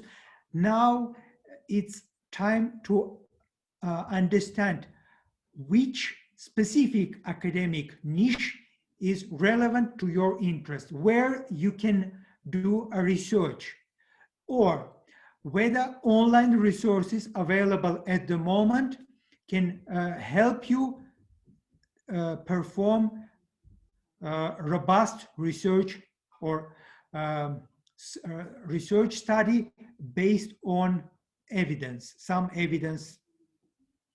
So you should understand what is locally important and whether these locally important research has international or global implications. If you do research relevant to Kazakhstan or Ukraine, you should always bear in mind international implications of your research. You are investigating low birth rate in specific regions of Kazakhstan because of exposure to heavy metals. You should always remember that in some other countries, in some other parts of the world, the same exposure factors can also have importance. So you should try to internationalize your research and switch from local interests to global interests. So that's also important for PhD candidates, because having PhD dissertation with a topic containing geographic keywords like Kazakhstan, Ukraine, Poland, etc., you diminish implications of your research studies, your articles. So always try to avoid geographic keywords in your titles, in titles of your PhD dissertations and articles related to these dissertations, and always think about American, British, or other Western readers who are going to read your dissertation and articles. Whether your research and articles are of interest or appealing to international audience. Then final step is to choose study design. Of course, today we discussed with Latica, systematic reviews, social media-based research studies, surveys. These type of studies are of great importance in the time of pandemic. We may rely on these type of studies, and we should deepen our knowledge in cross-sectional studies to run surveys or other altmetric studies, bibliometric studies. So these are elements of good PhD research, PhD dissertation in the time of pandemic. We cannot have large-scale clinical trials, or we cannot run large cohort studies. And this is one of the basic mistakes of PhD candidates from Kazakhstan who choose a topic of global importance and they try to increase number of subjects in their research study. They try to have huge cohort study, but having a huge cohort study, particularly prospective cohort study, is not unrealistic in the time of pandemic. So you should be realistic, and you should choose research study that may have answer to your research topic question. And it should be always practical. We always discuss research studies with huge research implications, but if there is no even small practical output, if you are not going to change healthcare standards, or if you are not going to modify practice guidelines in your country based on your PhD dissertation, then your PhD dissertation has no practical implications. Always think about practical implications, particularly for your Ministry of Health, particularly for your, if you are specialist in psychology or pedagogy, then something should be useful to amend didactic process, to change curriculum in your university, something of practical importance. So we mentioned didactic sources. There are now two main online didactic sources of global importance, to specialists from various backgrounds. First of all, Clinical Key. It's a proprietary service of Elsevier. Some universities, particularly in Almaty, Kazakhstan, they have access to this resource. And it's important to know that this resource is based, it's a didactic or textbook, it's huge hyper textbook, which is based on publications in Elsevier journals.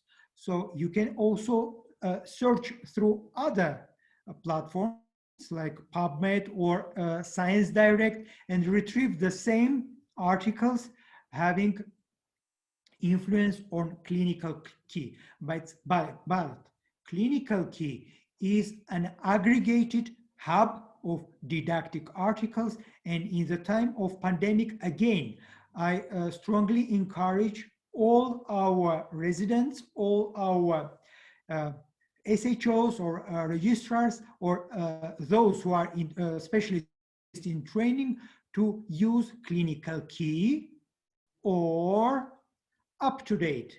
So UpToDate opened COVID-19 resources. So if you are running a study of clinical relevant clinical study, then you can go to UpToDate and you can find didactic chapter relevant to your study. Let's say COVID-19, treatment of COVID-19, or vasculitis, arthritis. All these chapters updated within the past 6 months are available. Most chapters are closed, but chapters related to COVID-19, during this pandemic are available free of charge and open. So you can use open parts, partly open up-to-date, but if you need deeper access, more profound access to up-to-date, which is Walter Kluwer's proprietary service, you can go to universities like, again, in Almaty, the main medical university, Asfendiyar National Medical University, and you can have access there.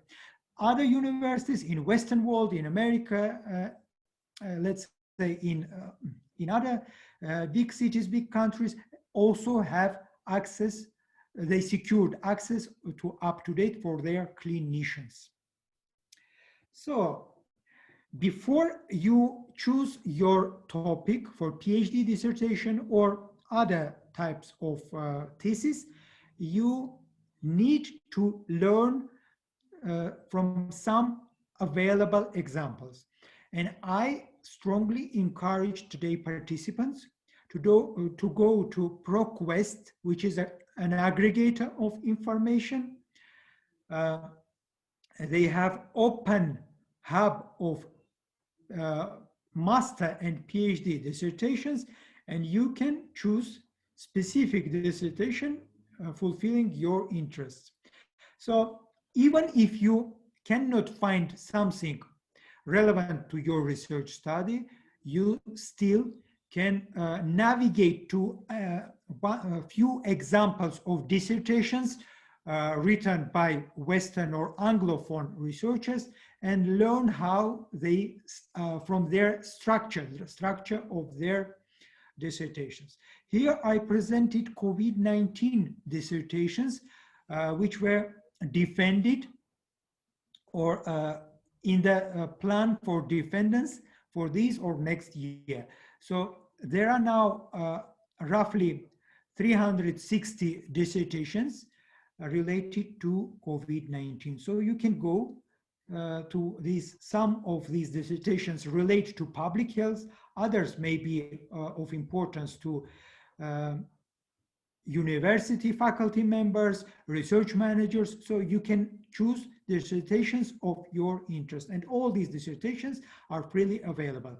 I am not going to discuss dissertations available to Slavic researchers in Eastern Europe, in Central Asia, because most of these dissertations are written in in other languages, not English, and their structure is different from PhD dissertations of Western researchers. So here is example of dissertation which that I retrieved to prepare this presentation, and you see I paid attention to central hypothesis of this PhD dissertation. It's about autoimmunity related to vasculitis. I paid attention what was main idea in this dissertation, whether it was new, innovative, whether it has practical question of importance to clinicians or not. So for all PhD candidates, you should always have central hypothesis, main hypothesis presented in or formulated in introduction or first chapter of your PhD dissertation, and there should be there should be answer to this dissertation somewhere in the end, in the final chapter of your PhD dissertation. I also paid attention to chapters in these dissertations. So Western researchers usually publish 3-4 original research papers, and each of PhD dissertation chapter brings or recapitulates content of single or individual articles published by PhD researcher. So we should also pay attention how many references were processed by PhD candidate. In this particular case, The number, not so impressive, 120. Usually researchers from Eastern Europe, they process thousands of references, and their dissertations always contain much longer list of references, let's say 200, 300, 500. So it's also another extreme. We should stick to something in between. And it also depends what type of articles you publish. If you publish narrative reviews as part of your dissertation or a number of editorials, you can also use this type of articles for your PhD dissertation. The reference list in your dissertation will be much longer. To find relevant dissertations, you should go to repositories of your university or universities in the Western world. But to our today's participants, I would recommend to go to Nazarbayev University repository. Nazarbayev University is one of the best top Central Asian university and one of the best private universities. They have tutors from all over the world, from UK, USA, from Italy, and their authors always support Kazakhstani authors to publish good articles in top journals like Nature Communications, Lancet, and other top scientific journals. So their PhD dissertations are exemplary. So I would recommend our today's participants, particularly from Kazakhstan, go to this repository and find out, learn from examples reposited on this platform. One of the important steps towards good research topic is to choose skilled supervisor. I know that most Kazakhstani and Eastern European research fellows have supervisors from their own universities, well experienced, skilled, but it is always desirable and it's good for quality and implications of dissertations to have external supervisors.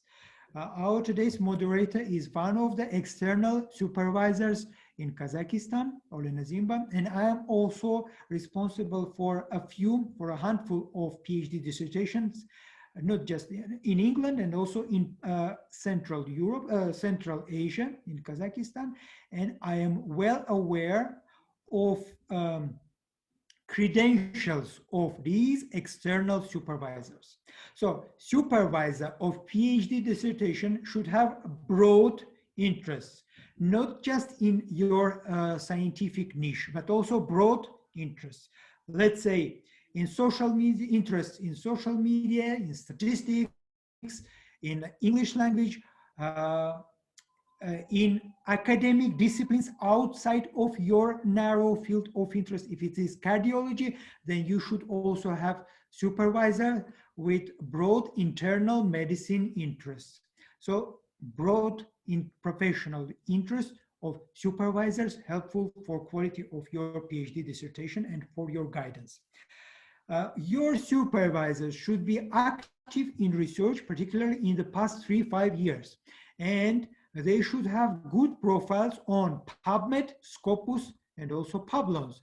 Publons is a platform for peer reviewers. So if your supervisor reviews a lot submissions for good journals, his or her knowledge in certain fields of research and academic discipline is more compared to your local supervisor who is not active or who cannot review for top scientific journals because of language barrier, because of many other reasons. So always choose supervisors with excellent profiles on a a variety of online platforms. So your supervisor should be also active on social media, particularly on Twitter. We discussed today the importance of Twitter. We commented on Latica's presentation, which was about surveys, and surveys always rely on dissemination of questionnaires via social media, WhatsApp, Twitter, Facebook, and other social media channels. So to choose supervisor, you should always consider knowledge or skills of your supervisor related to social media activities. Those who are active on social media can also help you to run survey study, and survey studies are now part of PhD dissertations, particularly in the time of pandemic, because we need not just sophisticated original research studies, clinical studies, but also we should explore awareness of specialists, awareness of patients using survey questionnaires. So you should also rely on ResearchGate. Most of you probably know that ResearchGate is a sort of social media channel, and it helps beginners, ongoing research fellows, to establish contacts with their fellows all over the world, ask questions, benefit from their research experience. I recall my own PhD studies and how I benefited from staying in touch with my fellows, senior fellows who were scattered all over the world. At that time, in my time, ResearchGate and other social media channels were not available. However, emails were available, and I actively used emails for contacting senior fellows and asking questions about my own research studies. So you can also do that. In Britain, many ongoing research fellows, particularly in a pre-pandemic era, they used to rely on advice of their supervisors or senior fellows who were contacted by phone and also by Skype and other online channels. So these type of activities are also useful, and you should also have supervisor or supervisors who are available day-night, 24 hours a day, because you can, if you are working in a laboratory, then you can have questions requiring immediate answers from your supervisors. So your supervisor should be available 24 hours, and they should respond to your emails or questions on Twitter and other channels immediately. Your supervisor should be also good authors with good profiles and experience of publishing with top journals. I know that most Kazakhstani and other Eastern European fellows are required to publish some articles in quartile 1, quartile 2 journals with relatively high impact indicators. And this is a challenge, an uphill task for most of non-Anglophone researchers and their supervisors. So for that, you need second supervisor, a supervisor who actively publishes in top scientific journals. And your supervisor should be also skilled in research and publication ethics. What does it mean? Research and publication ethics are quite different parts of ethics, and if supervisor is skilled specialist, ethical specialist, he or she can properly guide PhD candidate, and these may help avoid questions or ethical investigations upon completion of PhD studies. They should also help PhD candidates to register or to pass ethics review at their university or other universities, and have ethics approval protocol number, which PhD candidates will use to publish their own articles. So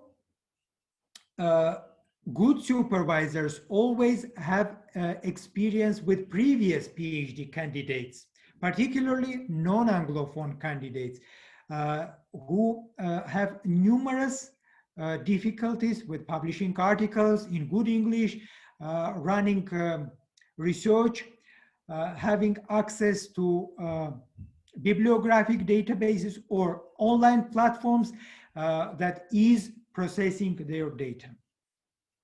So to choose good supervisor researchers, PhD candidates should go to Scopus platform for example, and they should learn interest of their supervisor. Here is an example of Vikas Agarwal, who is one of the leading Indian rheumatologists with good profile on Scopus, H index of 22, and an increasing citation count, annual citation count, which also suggests that international community, global community approves or endorses articles published by these supervisors. So supervisors like Vikas Agarwal are exemplary, and they may help non-Anglophone PhD candidates to publish in good journals because they have own experience with good journals. We can also go to Pablon's platform, check profiles, and here I presented example from India in the field of rheumatology. Again, I listed, ranked all these specialists, and most top 5 specialists in this field are good supervisors, those who review a lot for good journals. Let's say top in this platform in this field is Sakir Ahmed with more than 800 review accomplishments. So good PhD supervisor should be a skilled peer reviewer with an impressive profile on Pablons. So PhD candidates should establish dissertation roadmap, step-by-step plan to perform their research studies, to write good articles, and choose proper study designs. First of all, any research study, any PhD dissertation starts with a single observation. In case of clinical medicine, we need access to clinical department or hospital with interesting case studies, or we should have access to hospital archive with access to an interesting case observations. So you can, if you deal with rare or orphan disease, the whole dissertation can be around a cohort examined in one specific hospital. You can process all case notes of these covering rare or orphan disease, and that will be enough for your PhD dissertation. That because you are describing rare disease not known to other researchers. So, and basic research study is sufficient to publish this type of to publish PhD dissertation. But usually, if you deal with rheumatoid arthritis, with ischemic heart disease, common diseases, you may have access to single scientific facts, single case reports. You may publish case reports or case-based reviews. And next step should be a generation of hypothesis or scientific concept. And the whole PhD dissertation will be built up around that central hypothesis. So hypothesis is important for PhD dissertation. There are some exemptions. We'll discuss a bit later. Let's say epidemiological studies. You don't need hypothesis. You're simply exploring prevalence or incidence of rheumatoid arthritis in certain regions. And this type of clinical epidemiology studies is sufficient even without hypothesis. But for most other studies, case reports help you generate hypothesis, scientific hypothesis or standalone hypothesis or working hypothesis, null hypothesis and alternate hypothesis. So there are two different types of hypothesis, scientific hypothesis and working hypothesis. So next step is survey of specialists, awareness of the subject. Let's say if you are exploring reactive arthritis, you should organize a survey. And for that, you need to organize questionnaire. We'll discuss how to run survey study. It's a cross-sectional study for short term, and you answer to specific questions, or let's say you cover interest of specialists or interest of students, awareness of patients. These type of surveys are common in the time of pandemic, and you should also use surveys as one of the initial steps towards writing complete PhD dissertation. Another step to have good PhD dissertation is a snapshot bibliometric analysis of the subject. Bibliometric analysis. If you are exploring prevalence of rheumatoid arthritis in certain countries, let's say in Ukraine or Kazakhstan, then you should go to Scopus and analyze how many articles are published in these countries. And you can compare bibliometric articles in Ukraine with articles in other countries, neighboring countries, or in Western world, in America, etc. So this type of bibliometric studies are also useful. You can have it as a part of your first chapter. So bibliometric analysis based on Scopus, based on PubMed is important to understand what has been done by others, what has been published by others. Next step, something new to our participants today, is Altmetric study, Altmetric analysis. For that, you should be active on Twitter. You should have access to altmetric.com. Latika mentioned about paid access to altmetric.com, but there is also Altmetric It, or bookmarking service, which is free of charge, and you can analyze individual articles in view of social media attention. So it's also important. Over the past year, we've been active on social media, and I've discussed a number of articles in view of social media attention primarily on Twitter. So Twitter is one of the best channels for academic sharing of social media attention. And altmetric studies usually complement bibliometric analysis. Next step is systematic review. Again, Latika touched this topic, doing systematic review. And in some European countries, let's say in Croatia, systematic review with statistical analysis, with meta-analysis is considered as standalone research, and researchers may even defend PhD study based on Cochrane systematic review if they manage to publish Cochrane systematic review, or systematic review of huge importance, which is registered somewhere on Prospero registry, which has huge implications in their country, systematic review with certain influence on practice guidelines. So this type of systematic reviews are important. So, but researchers should also know about PICO tool. So all those who are going to read research articles should be well aware of PICO tool. What does it mean? PICO is an abbreviation of medical terms. P, patients, I, intervention, C, comparator, and O, outcome or PICOS with S at the end study type.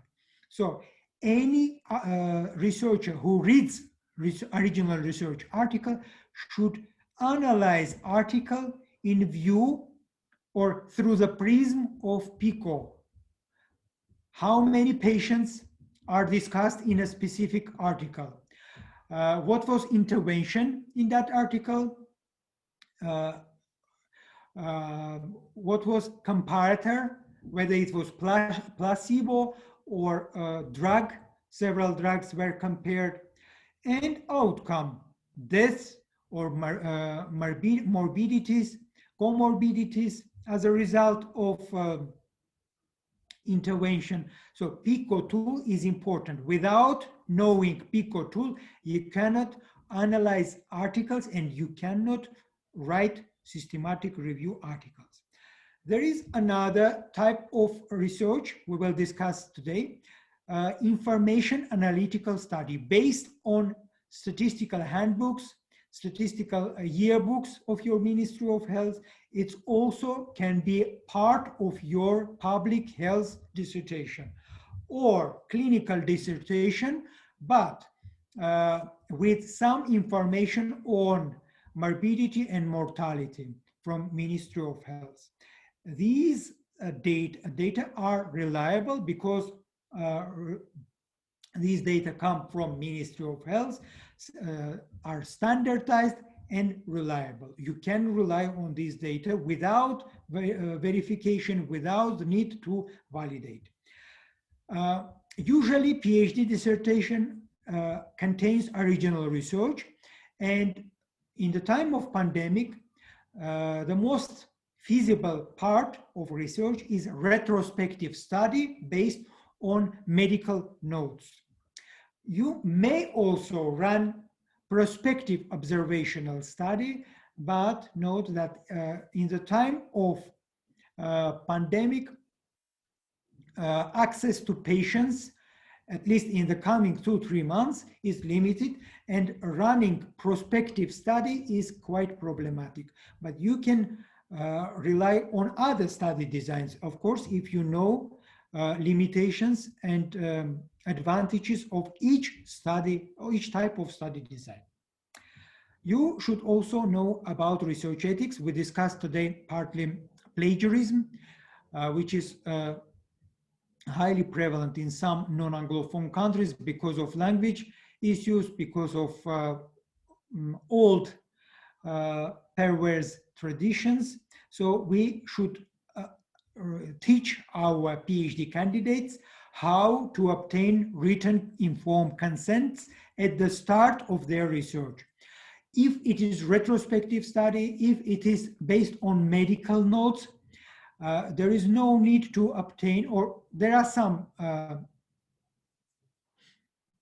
exemptions, and in that case you need approval from administration of hospital, because you are using medical notes and you may disclose privacy of your patients, or you may disseminate some information identifying patients' information. So you should be very careful to mask all identifying information when you process medical notes, and you always should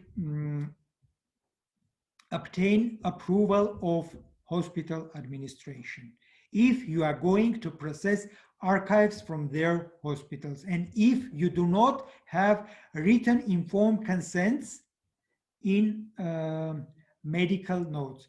Usually in research universities or academic centers, any patients submitted to clinical department should fill out written informed consent and sign general informed consent that their data could be used for research purposes. So it's general, not specific, and acceptable for PhD dissertations. However, if you are going to use specific drug, and let's say aspirin to treat thrombosis, and you have a cohort of patients, retrospective, journal editor or PhD institutional review board may ask whether you obtained written informed consent at the start of using aspirin for treatment. So there are some points that should be considered by PhD candidates at the start of their research, particularly when they decide which study design is useful: retrospective, prospective, based on medical notes from hospital, or based on prospective involvement of patients. Here is an example of written informed consent. If you use written informed consent in other languages, it's good practice to have it translated in English, because some journal editors may ask to present pro forma or example of informed consent in English. So you can keep all written, signed, informed consent in your own mother tongue, in your own language, but examples should be also translated in English. So you can use any example from website, and there are many freely available examples of consent forms. But for the purposes of your PhD dissertation, you should amend introductory part, and in your informed consent, you should inform your patients why you are going to run this research and whether there are risks for your patients in terms of disclosing their personal information, or in terms of damaging their health by doing this research. Of course, if there are any risks, they sign these forms without any hesitations, and they can even sign general consent forms at the university centers. So there is a specific question whether COVID-19 patients whether their data also require approval of patients. No.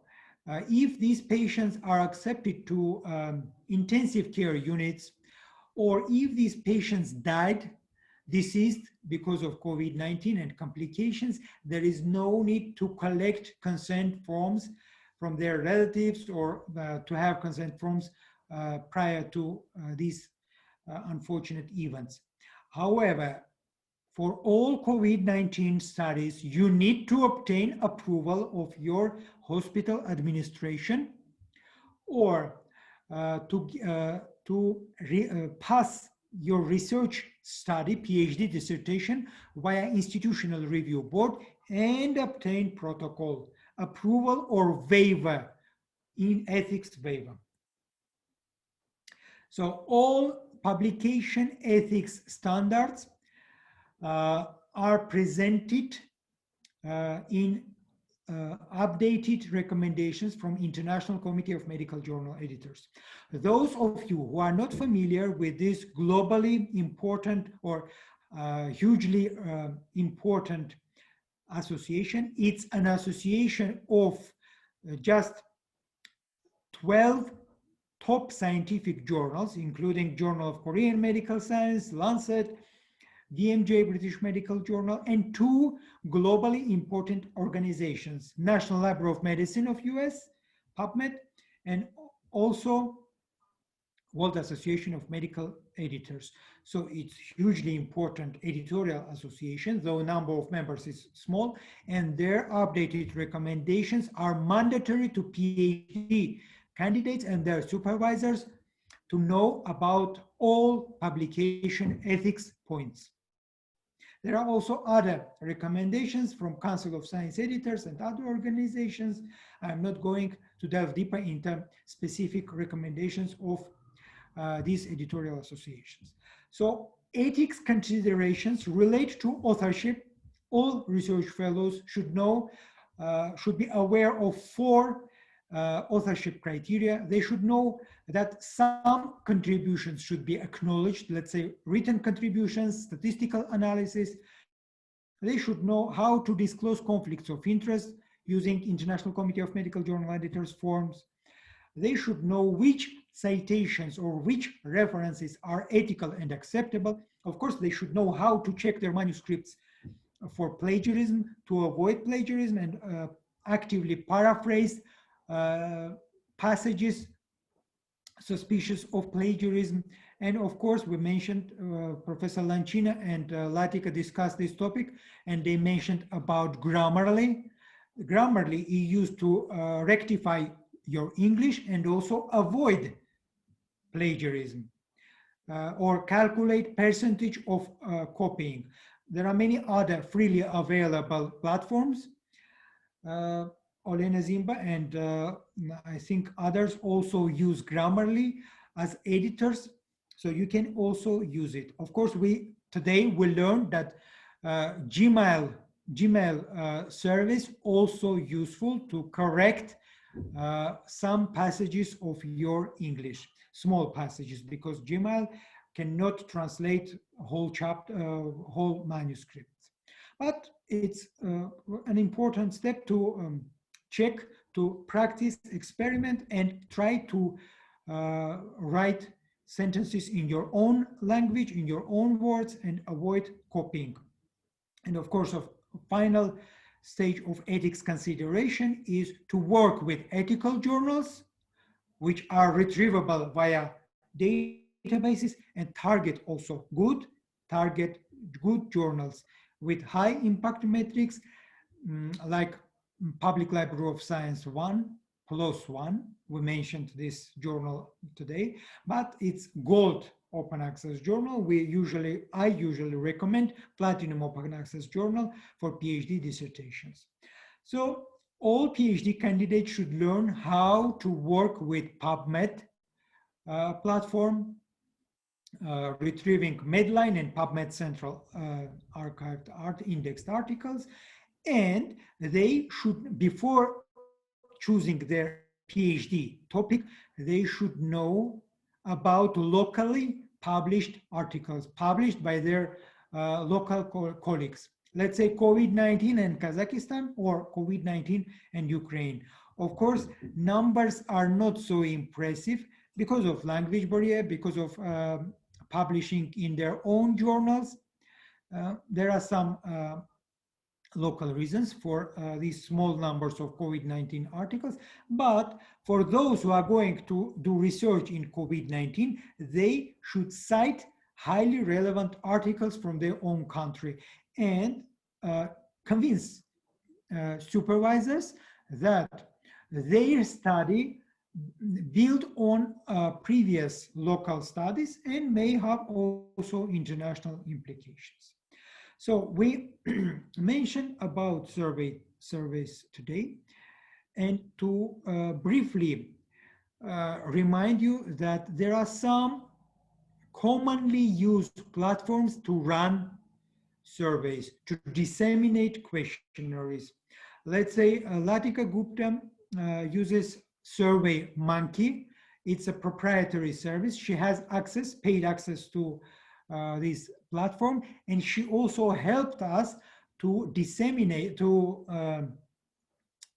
use this platform to collect responses for our survey studies. So SurveyMonkey is useful because it is well equipped with online tools to process information, processed information, and to generate graphs, figures, tables. So SurveyMonkey is one of the best, in my opinion, of course, one of the best platforms, but there are also some other platforms. Let's say for Eastern European and Central Asian specialists, Google Forms is a freely available platform that may help to run survey in their countries, to collect responses to questionnaires using Google Forms.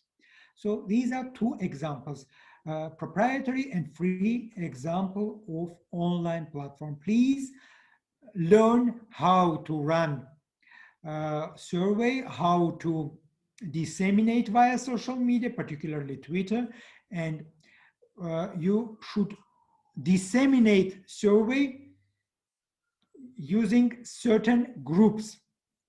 Disseminating indiscriminately via Twitter, not so rational, because you need professional responses from professionals, and for that you need to target Twitter groups or Facebook groups of specialists and collect responses from these groups. So Dr. Latika and Olena are authors of these well publicized recommendations or primer to researchers on how to run survey study. Survey study is a cross-sectional study, and it needs preliminary planning. Preliminary planning usually refers to validation using small number of respondents, 10, 20, 30, or at preliminary stage, you revise questions, find out which questions are understandable, easily understandable, which require rewarding. So preliminary stage is considered for validation if questionnaire wasn't validated before by other authors, there is something new. Or you need to make questionnaire readable, understandable to specialists all over the world, to specialists with cultural differences, and for that you need their input at preliminary stage. So then you need ethics approval. I know that Dr. Latika is good at ethics waivers and approvals for survey studies, and you should also do that. You should get approval of your institutional review board or ethics committee for, let's say, questionnaires related to private information, to alcohol consumption, smoking, drug use, sexual behavior, etc., etc. This type of confidential questions or questions that may reveal some confusing or embarrassing responses require ethics approval, and it also requires some sort of preserving privacy of your respondents. And for that, you need also ethics approval, ethics review or waiver if there is no any sensitive question in your questionnaire. Of course, you also need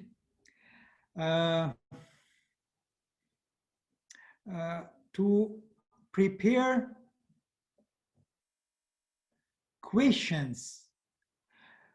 Number of these questions should be limited to let's say 15, 20, 30.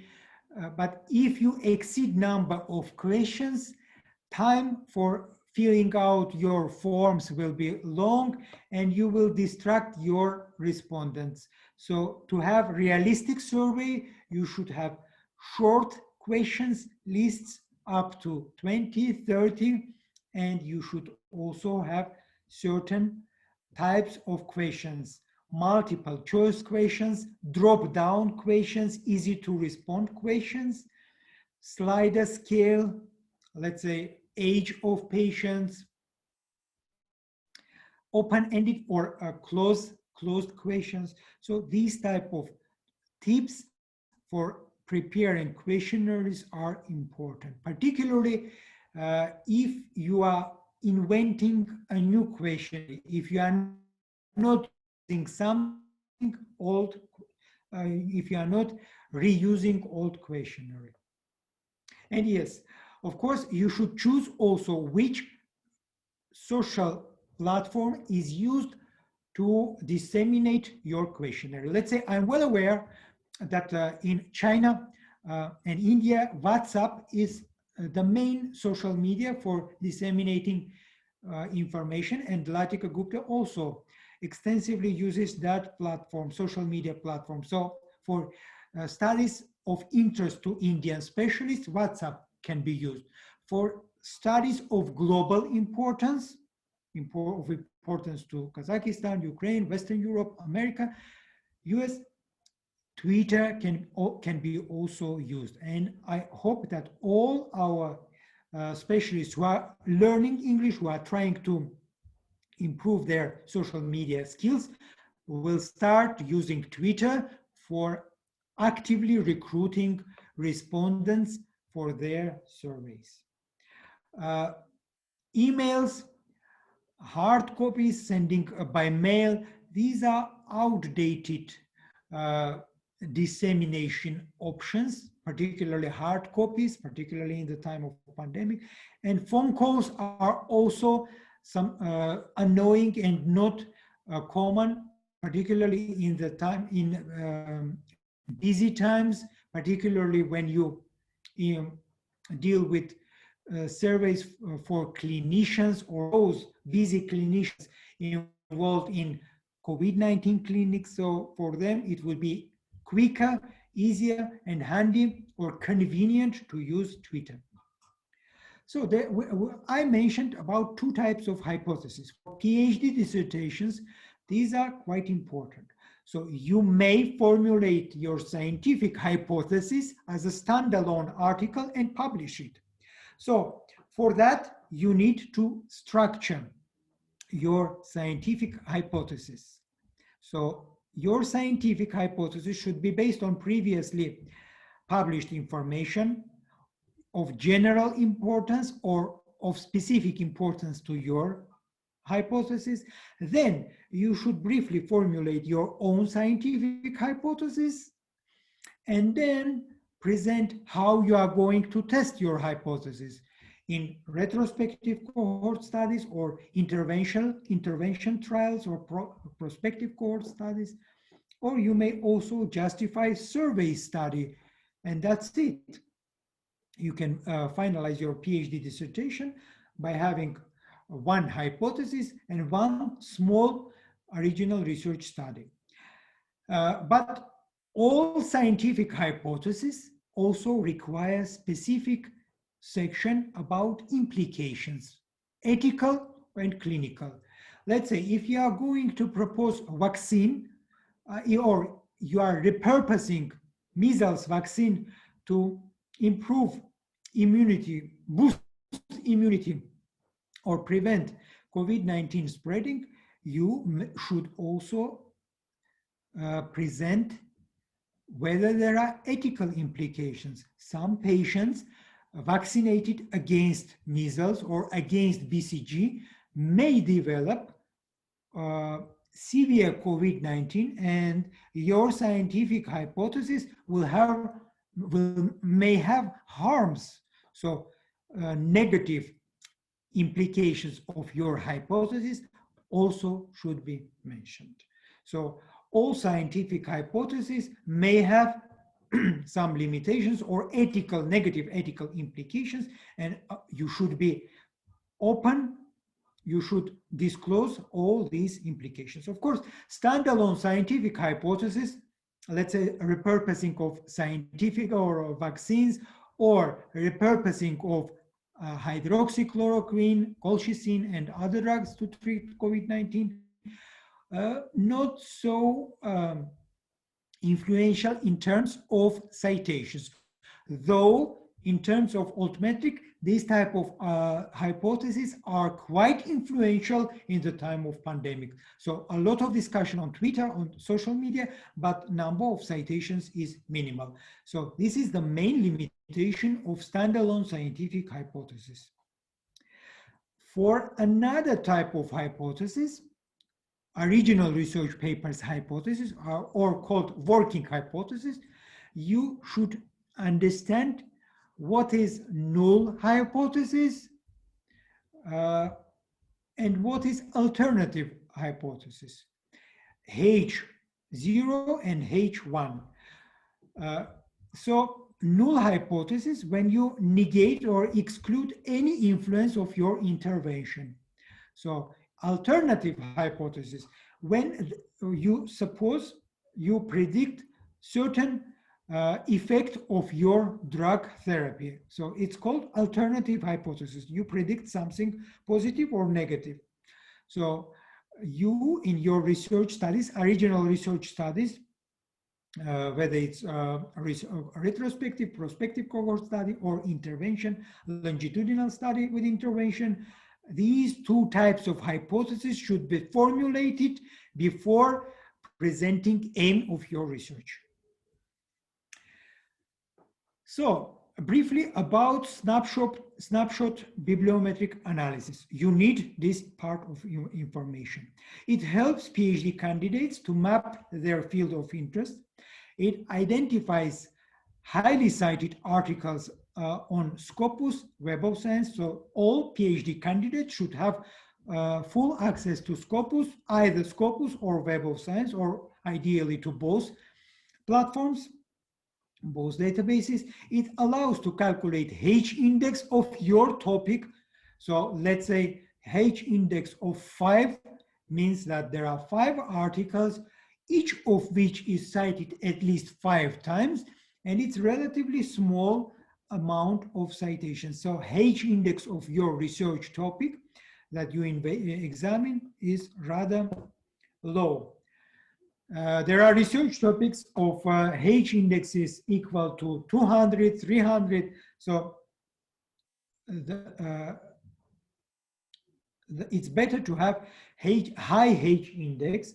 But again, if it is too high, it means that everything is known. There is no need to do new research study. Usually, snapshot bibliometric analysis is considered also as a cross-sectional analysis of published articles, and it allows you to calculate, to visualize publication activity year by year. It also helps you to present keywords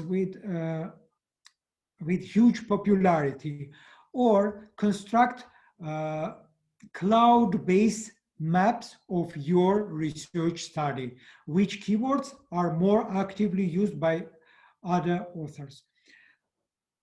I'll present this example a bit later. It also helps to reveal common sources of journals covering your field of interest. So all PhD candidates should know which journals actively cover topics of their interest, top journals, English journals particularly. And these snapshot bibliometric analysis will also help to rank authors, universities, countries in their field of interest. And partly it helps to find supervisors as well, supervisors with numerous articles relevant to your field of interest. And finally, bibliometric analysis helps to consider percentage of articles in different fields, let's say medicine, sociology, computer science, etc. Here is example how Scopus database helps us to present bibliometric analysis, which can be part of your PhD dissertation. Let's say second or third chapter of your PhD dissertation, and it also can be published as an individual article. So you analyze number of highly cited articles, and you rank these articles in descending order based on citations, and you pay attention why these articles, some of these articles are abundantly cited and approved by scientific community, your scientific community, global scientific community. You also pay attention to journals actively publishing articles in your field. Then authors, top 10 authors, usually important, main affiliations, main countries, then disciplines related to your research topic, medicine, sociology, computer science, etc. And also you pay attention to annual publication activity. The same graph can be generated on on PubMed, on Web of Science. So if you see an increase of annual publication activity. It means that your field of interest is a priority field and number of articles is increasing. So should be a trend towards an increase of articles. Here I present one of examples related to reactive arthritis, and I always suggest PhD candidates to analyze a handful or a couple of old historic papers with huge citation counts on Google Scholar or Dimensions. So Dimensions is part of Open Science, digital science, and it's something similar to Google Scholar. So if you see huge citation counts to article covered by Dimensions and presented on altmetric.com platform, social media platform, social media aggregator, so you can tell that this article has huge societal impact. So here is an example presenting reactive arthritis, covering clinical presentations, and this type of article should be part of introduction in PhD dissertation. You see that this article is published by New England Journal of Medicine. There are some journals of global importance, and all PhD candidates should have in their introduction chapter references to these top scientific journals like Nature, Science, BMJ, Lancet, New England Journal of Medicine. When we choose topic for PhD dissertation, we use keywords and we perform searches through Scopus. So here are examples of searching reactive arthritis with geographic terms. You see, I used Poland, 7 documents, China, 14, and United States, 95. So based on these preliminary analysis, I can tell that there is nothing new in the field of reactive arthritis and United States, and it's better to do research on reactive arthritis in Poland. I can also use reactive arthritis and Ukraine. In Ukraine, number of articles is even less, just 4 documents available. So in terms of geographic coverage, our bibliographic analysis suggests that it's worthwhile conducting research in Ukraine on reactive arthritis. So snapshot bibliometric analysis could be complemented by altmetric analysis, and altmetric analysis is something new for PhD candidates. In Western world, PhD candidates actively use Mendeley for bookmarking and building up their online library, and also they use it as a reference manager.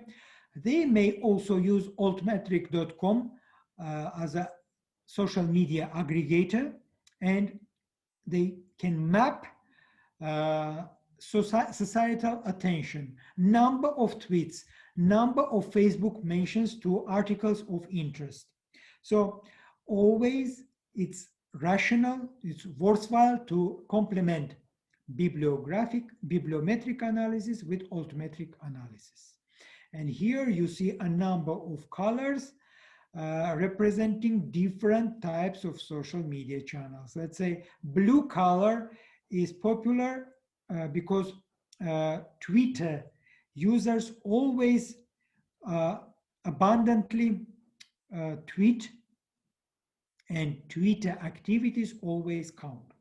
You see here an example, a study with just 2 citations. It's an overview, relatively new, about reactive arthritis, covered by Facebook mentions, dark blue, and also blue color, Twitter. So Twitter is always active, and this altmetric donut is important, and it also can be used by PhD candidates to map to visualize interest towards the topic within the entire scientific community. Here is example how this topic is covered or on social media. Here we see that dark blue relates to US. So US specialists are actively interested in this subject, whereas Eurasian specialists in Africa and other continents are not so interested, at least at a certain period of time, this time in a moment. So I told you that PhD candidates need to have access to top scientific journals, and of course all of them, regardless of their academic discipline, it's good practice to read articles from Lancet, New England Journal of Medicine, Nature. Nature is multidisciplinary journal, scientific journal, so it's good. From top scientific journals, what we need to retrieve articles again published by our local specialists, let's say Ukrainian, Kazakhstani, or Polish specialists. And these type of articles can be also cited in PhD dissertations by local specialists. Overall, databases of huge multidisciplinary importance are Scopus, PubMed platform, Cochrane Library to medical specialists or veterinary specialists as well, and of course DOAJ. DOAJ is a directory of open access journals covering more than 15,600 journals from all over the world. So it's one of the largest open access platforms for searches of relevant or articles of interest to PhD candidates. So I hope that some of these tips will be used by research managers and PhD candidates who are going to choose proper research design and who are going to choose influential PhD titles, PhD topics. So these type of tips should be used, should be employed to have influential PhD dissertations and to publish influential articles. So over to our moderator and our... Dear Arman, thank you very much for your excellent presentations. And we have some questions and comments from our participants. Okay. One comment from Vasil Lanchina. If you go to Google Scholar and type in thesis writing for master's and PhD program, you can download for free a Springer book by this title. Can be used as another reference for our researchers. Which one? Sorry, which one? Can you disseminate? Thesis writing for master's and PhD program. Oh, yes, yes, of course. I know that. Published by Springer. Yes, of course. That handbook is disseminated freely on Facebook. We also disseminated that textbook a while ago on Facebook. And I hope that that handbook is authored by Indian research managers with huge experience of supervising PhD dissertations. And I'm sure Professor Lanchina's advice to disseminate that handbook is practical. Hope that all our today's participants will also have access to that handbook, how to choose topics, how to choose proper study designs and write for good journals. Of course, I should also inform you that Olena Zimba and Dana Doskaluk managed to register a new scientific association, Council of Editors in Ukraine and Eastern Europe. And I'm sure that that council or association run by Professor Rostislav Stoico, you will disseminate useful handbooks and also draft your own recommendations in English and also Ukrainian.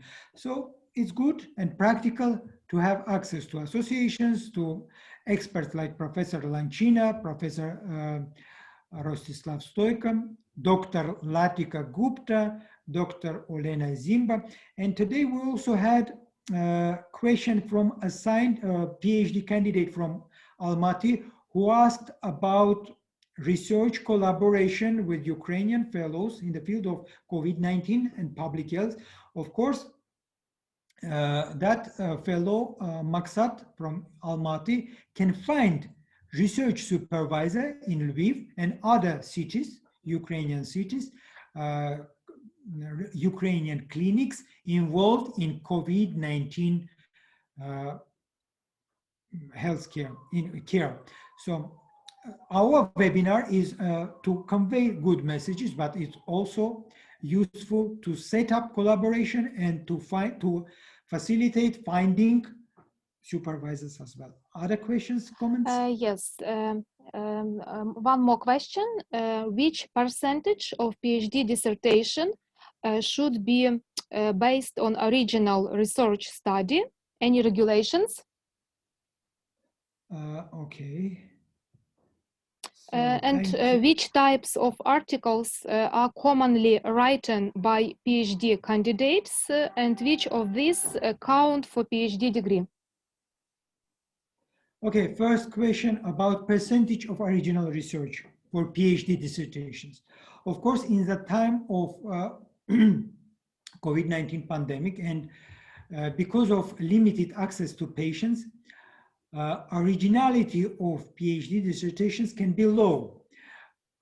Usually it is 30% and 70% is literature review, bibliometric analysis, but good researchers should have at least 30% of their PhD dissertation based on original research.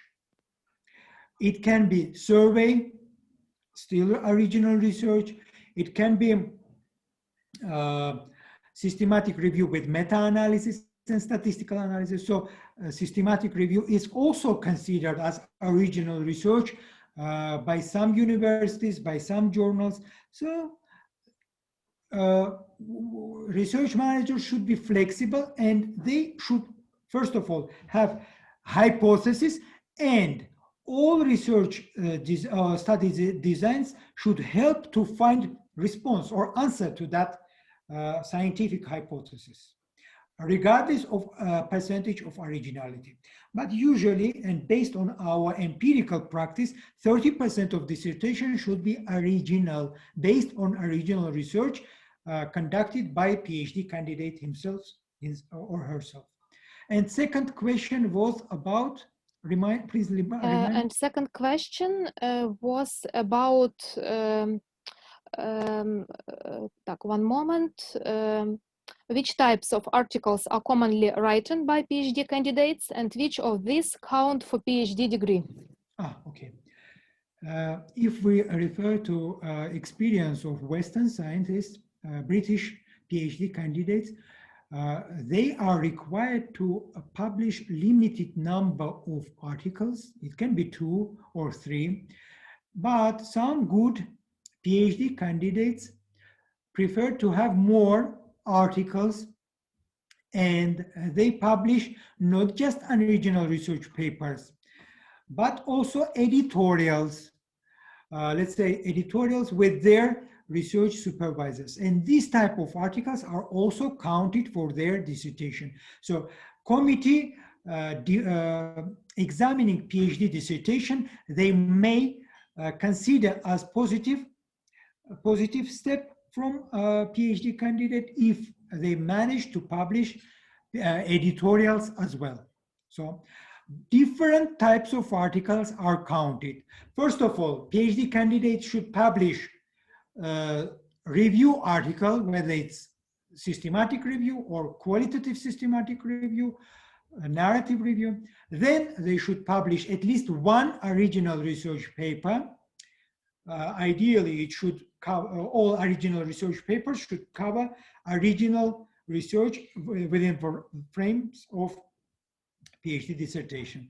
And they may also publish survey report, Then they should also publish some Congress abstracts. But again, in the time of pandemic, not so important to publish Congress abstracts. It's better to publish full research papers and skip all these small, not so important or congresses without Congress books. Okay? Thank you very much for your clear answer. Thank you. Okay, good. Let's move to our next and final topic, how to conduct online research studies. Some specific questions. So we need support of online databases, and if we need to process more, we need to have access to powerful online databases, and we also need to have access to powerful online data platforms, not just Excel or Google platform, but also more sophisticated, more specialized databases.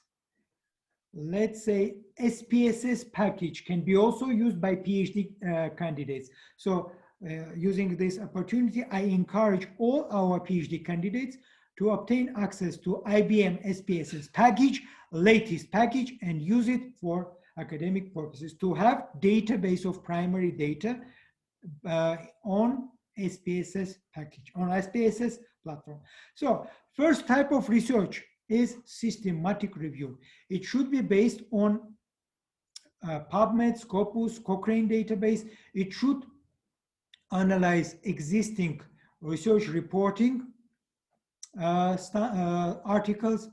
Let's say if you are going to have systematic review on aspirin, you may process all clinical trials, randomized clinical trials, and these randomized clinical trials should have, let's say, hazard ratio. If it can be also inclusion criterion.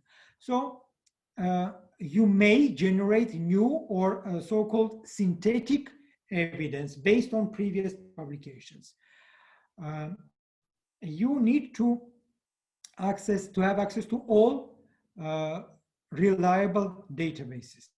All authors of systematic reviews are encouraged to register protocol of their studies in line with PICO tool, to register with Prospero registry.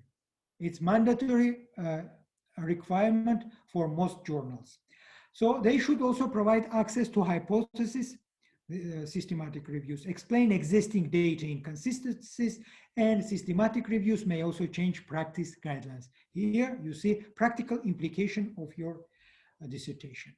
All systematic reviews should be written in line with PRISMA, or preferred reporting items for systematic reviews and meta-analysis. This type of protocol standards or flowcharts are mandatory for most systematic reviews. And in these flowcharts, in this checklist, you pay attention to inclusion and exclusion criteria. Let's say you exclude all studies where hazard ratio or odds ratio are not reported. Tip related to PRISMA flowchart. Remember, initially you process thousands of articles from databases, and at the end you have handful or limited number of articles for your qualitative or quantitative analysis. For quantitative analysis with statistical analysis, you simply need 10, 20, up to 30 articles. If you exceed that number, it means that there is something wrong with scope of your systematic review, and you will have problems with heterogeneity of your articles included, or for included for pooling primary data.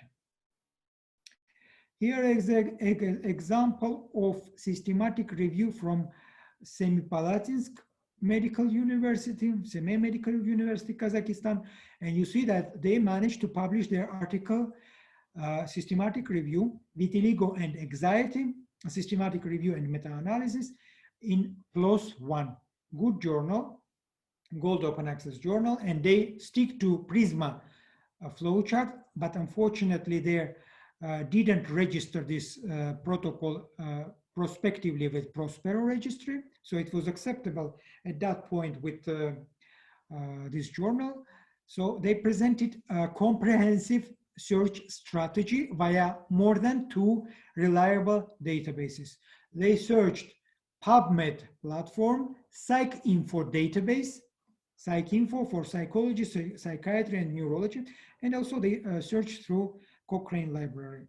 You see, they used 2 main keywords from medical subject headings, vitiligo and anxiety, and retrieved hundreds of articles from different databases, but in the end, they ended up with just 15 original research articles, cohort studies, observations where odds ratios were available, so risk of anxiety in patients with vitiligo. So, and they established this plot to visualize odds ratios of different primary studies. So these type of examples are exemplary, good, but what they also need is they needed also to register their protocol with Prospero at the start of their research. Registration required because it is now mandatory to register to avoid redundancy. If you miss this point, this step, and you submit your systematic review to a journal may ask you about Prospero registration and may inform you that similar systematic reviews were also published. So you see PICO tool. PICO is population, intervention, comparator, and main outcome, or just outcome. So this type of tool is used to register protocol of your systematic review and you report your systematic review. What is also required for systematic review? Adherence to these recommendations or comprehensive and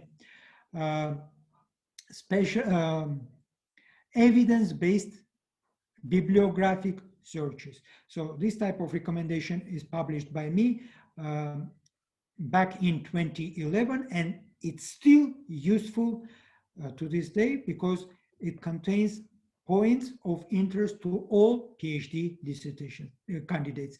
They all need to have access to all open access database, to reliable bibliographic databases like Scopus, like Web of Science platform, and they also need to retrieve, to work with Cochrane library.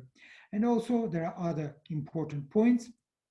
Hopefully all PhD candidates attending today's webinar will have access to Scopus and Science Direct digital library of Elsevier, and also some may also have access to Web of Science, use it again for bibliographic searches.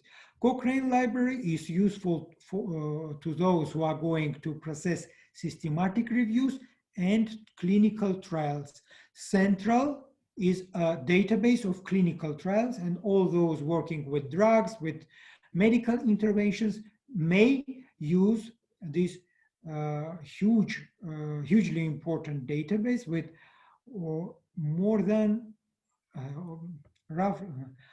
about 2 million clinical trials registered with Central. So some of our public health and veterinary specialists may also find interesting and relevant articles in Global Health database. It's a database, again, a UK-based database. And there are some good journals covered by this public health database. Psychologists, psychiatrists, neurologists may find PsycInfo, and they need access to PsycInfo. It's reliable, evidence-based database. If you are going to write systematic review, you need access to PsycInfo. Specialists in education need access to ERIC or ERI. These are different databases, but ERIC is database of Institute of Education Sciences. Agricola is a database similar to PubMed, but Agricola is for agriculture veterinary specialists. GeoRef is a database of American Geosciences Institute. Structuring databases, structuring reviews is based on searches through reliable databases like Medline, Scopus, Cochrane database of systematic reviews. And how to write narrative reviews. Simply, they should know, authors should know about how to avoid citing unpublished or retracted items. Unacceptable references are listed here. So all sources with digital object identifiers, all sources with visibility are acceptable and can be included in PhD dissertations and narrative reviews for dissertations. So all PhD candidates at some point may publish systematic reviews. Then they may also publish individual case studies or case-based reviews. All of them need to stick to equator standard called CARE, and they should present their case or cases in detail, present pertinent clinical information, diagnostic workout, and also follow-up or outcomes. We usually recommend to stick to case-based reviews protocol. We also encourage our PhD candidates to use cohort studies, to do cohort study. Again, in the time of pandemic, it's possible, practical to most specialists in medicine and social sciences, and it certain period is required. Subjects in cohorts usually homogeneous with certain disease, with certain bad habits. We may also perform retrospective studies. If you have access to electronic database of your hospital, you may all process online data, online medical notes. Long prospective studies are not desirable. We discourage long cohort studies because validity of your data decreases. So usually for cohort studies, logistic or linear regression analysis are used, not bivariate correlation analysis. Try to use logistic or linear regression analysis because in cohort studies, there are a number of confounding factors.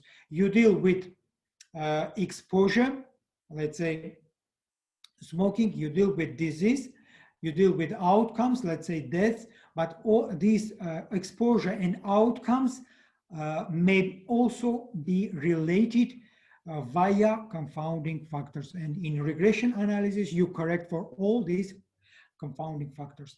In retrospective study, we pay attention to outcomes, we pay attention to exposure, let's say COVID-19. Confounding factors are usually numerous. We process online medical records, and we compare patients in cohort exposed and not exposed to COVID-19, let's say, and may compare within one cohort patients with severe COVID-19 and patients who were spared, free of COVID-19. In terms of statistics, it's useful again for PhD candidates. Sample size is important. If you run cohort study and you know that there are similar cohort studies, try to slightly increase sample size, even without calculating sample size, even without paying attention to standard deviations in previous studies. You simply know sample size, let's say 30 patients in previous study, analogs 30, 40, you run new cohort study with 50 or 100 patients. You increase number of patients and chances of having reliable data, chances of having powerful 95% confidence intervals are high. So always pay attention to 95% confidence intervals. Always combine bivariate correlation analysis with informative 95% p-values with 95% confidence intervals. Compare groups within your cohort and employ regression analysis to correct for age, gender, and other confounders.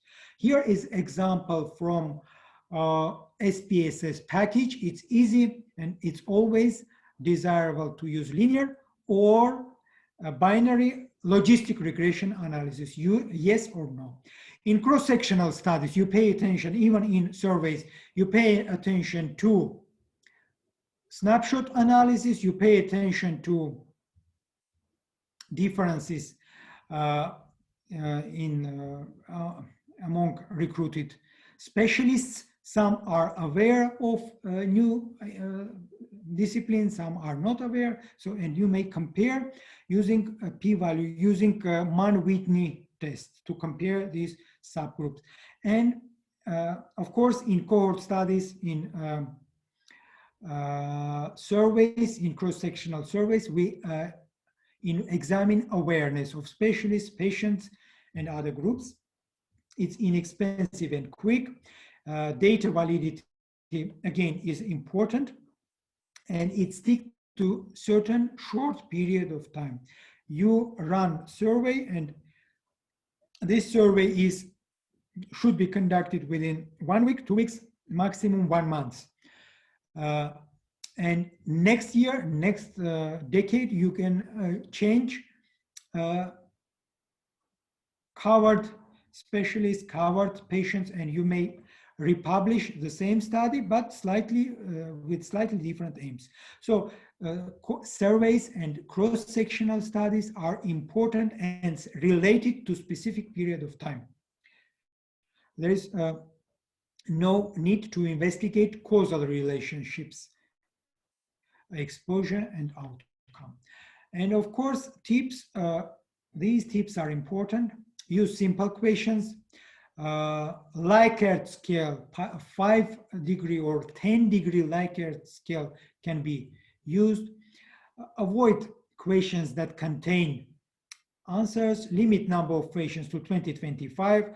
Fill out questionnaires should be within short term, ideally 10-15 minutes used to fill out questionnaire for surveys. If longer, half an hour, so you discourage your respondents. So stick to 15-minute and try to establish how many minutes you need to respond at validation stage, at the stage of preliminary stage of revision. So revise several times your questionnaire and your sample size depends on previous similar surveys. Aim of your survey is to examine, investigate specialist needs. Here is an example published recently in Clinical Rheumatology, one of the good journals. You see that they claim that our research, our institutional review board waived approval or allowed to publish without full ethics review of this survey, but there is also some important information about methodology. They stick to 10-point Likert scale. 1 is not all confident, 10 is very confident, so very detailized. This survey was distributed to a convenience sample, so they didn't calculate sample. So they distributed among specialists, collected data, and analyzed at some point, realized that it's convenient, it's okay. So they can stop at that moment without continuing. So, and they established so-called convenient sample of their cross-sectional. Another example of survey. Here is again ethical, how they got ethics approval. They investigated interest among just 30 specialists, and they simply calculated likelihood of use of certain drugs among their specialists, just 30 specialists, and then calculated. So finally, about information analytical study, some of our participants may also use this type of analytical or qualitative study. There is no need to analyze using sophisticated statistical tests. They simply retrieve data from statistics yearbook of Ministry of Health, analyze morbidity, mortality, clinical epidemiology. Long periods can be covered, annual morbidity and mortality over 10-year period, and then they know absolute numbers are usually used. I'll present you in a bit. And then studies are not, these type of studies are not hypothesis driven. There is no need to present or formulate null hypothesis and alternate hypothesis. Everything is clear. We are simply going to map longevity, map infant mortality rate, and usually public health data. So information analytical study is useful to PhD specialists or specialists using clinical information from Ministry of Health. So you see an example of information analytical study published by today's participants, Dr. Anur Kumar and Akmaral Abikulova. Both are today's participants and both are PhD specialists who defended their PhD dissertation years ago, and they published good article, information analytical article. They analyzed in one of their studies aging population in Kazakhstan over a certain period of time, and they calculated percentage based on Ministry of Health statistical yearbook. So this type of articles are welcome, and I am sure that you also in Ukraine also have the same trend to publish information analytical studies. It's easy. Methodology is easy. Simply you should have access to statistical yearbook, and one of these articles can be published and become a regional research chapter for your PhD dissertation. Here you see in Ukraine, you analyzed your data about mortality rate over decades, and then analyzed percentage of aging population or percentage of elderly population. So you see that percentage is increasing over certain period of time.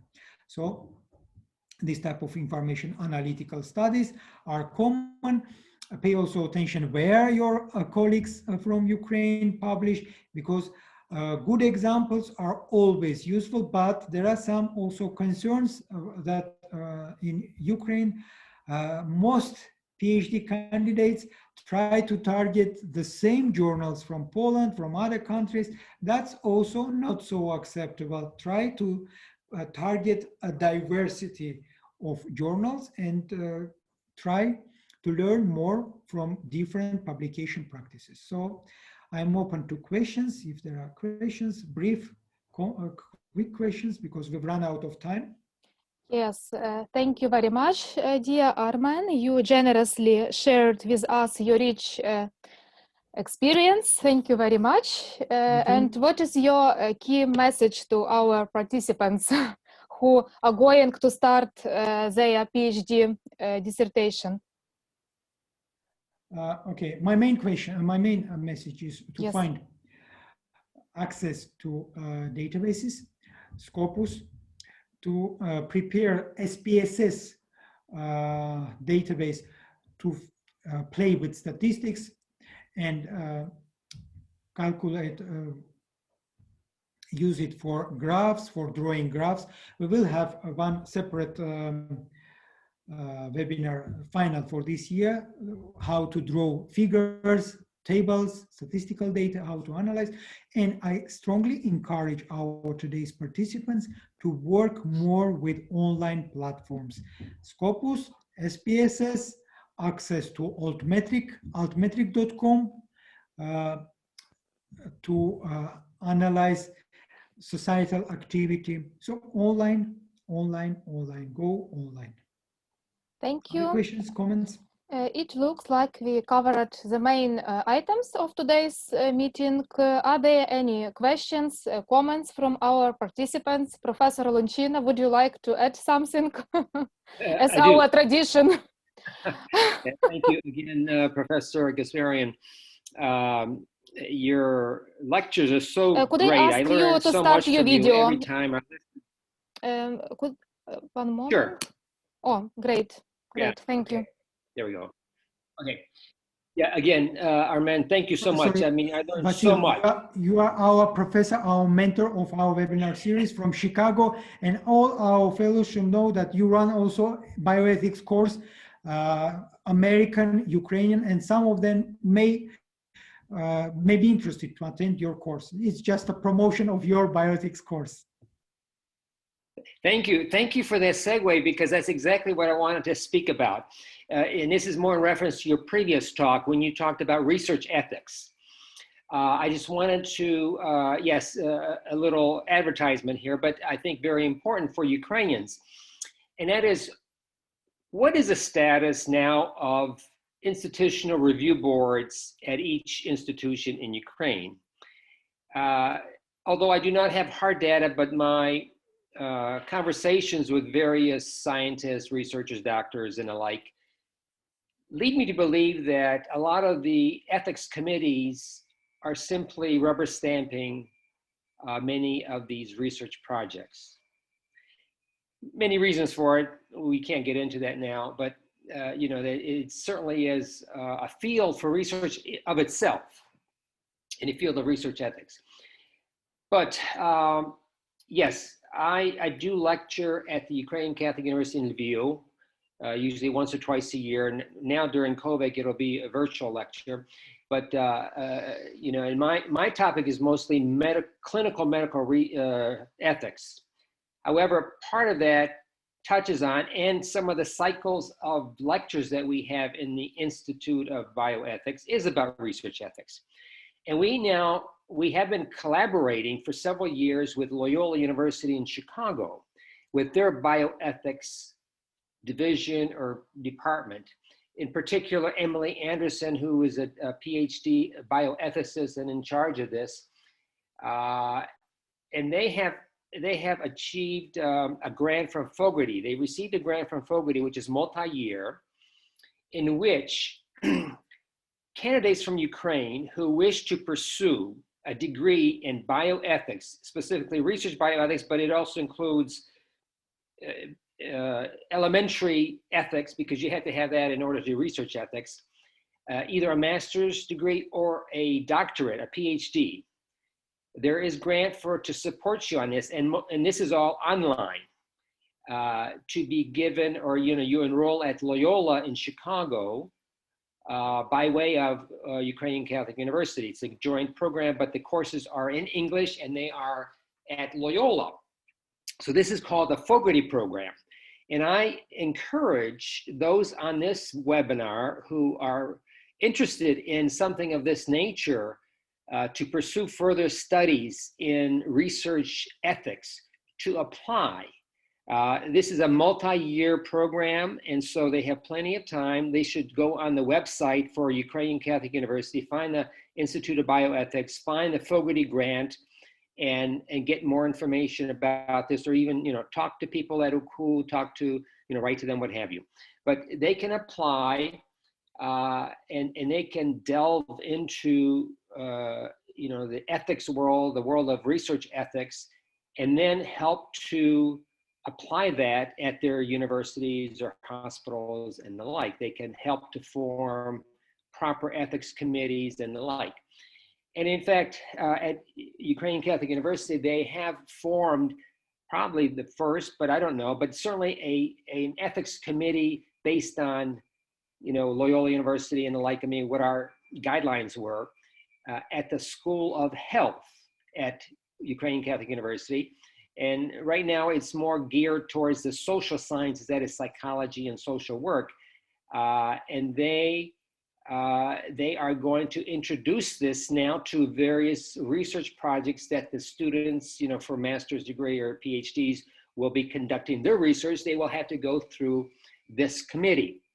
So, it can serve as an example for others. If you want to know what an ethics committee looks at, what are the various points that one has to have in your research project, look at this, contact them and discuss with them, and that way you will have a greater understanding of research ethics and what you have to do to prepare your own project for proper use. So I encourage those that are interested to look at this. If you like, you can, just go on the website. If you have any problems, Olena, give them my email, and I would be very happy to, or send me a note on Messenger. I'm on Messenger, and I would be happy to guide you or answer any questions you might have. I also can share this information to our participants by emails about this program. Excellent. So, Vasil, you are quite right. All Ukrainian medical universities and sociology universities should have ethics committee, institutional review boards, and it's mandatory to have their approval for relevant studies. Let's say all universities should have their own institutional review boards, but if there are no university board, fellows may apply to Catholic University and get their ethics coverage or ethics protocol for relevant studies. Yes. So courses mentioned by you, bioethics courses, are important for research managers, all those who are going to become vice chancellors for research. Without such course, they cannot have advanced profile to compete with other candidates for this type of posts, vice chancellor for research. So, but I think there is some barrier related to language. Is that only to those who speak Ukrainian, or some others may attend Polish, other fellows? Well, now this is meant, the grant is meant to educate Ukrainians because there's a great need for, ethics in Ukraine. And so it was focused for Ukrainians. And that is why it's via the Ukrainian Catholic University. Okay. So anyone who has some, you need to go through the Ukrainian Catholic University interview in order to do this. So it's meant to educate Ukrainians, and get a degree, and then utilize that in Ukraine to increase the knowledge and the utilization of ethics and research ethics in our work.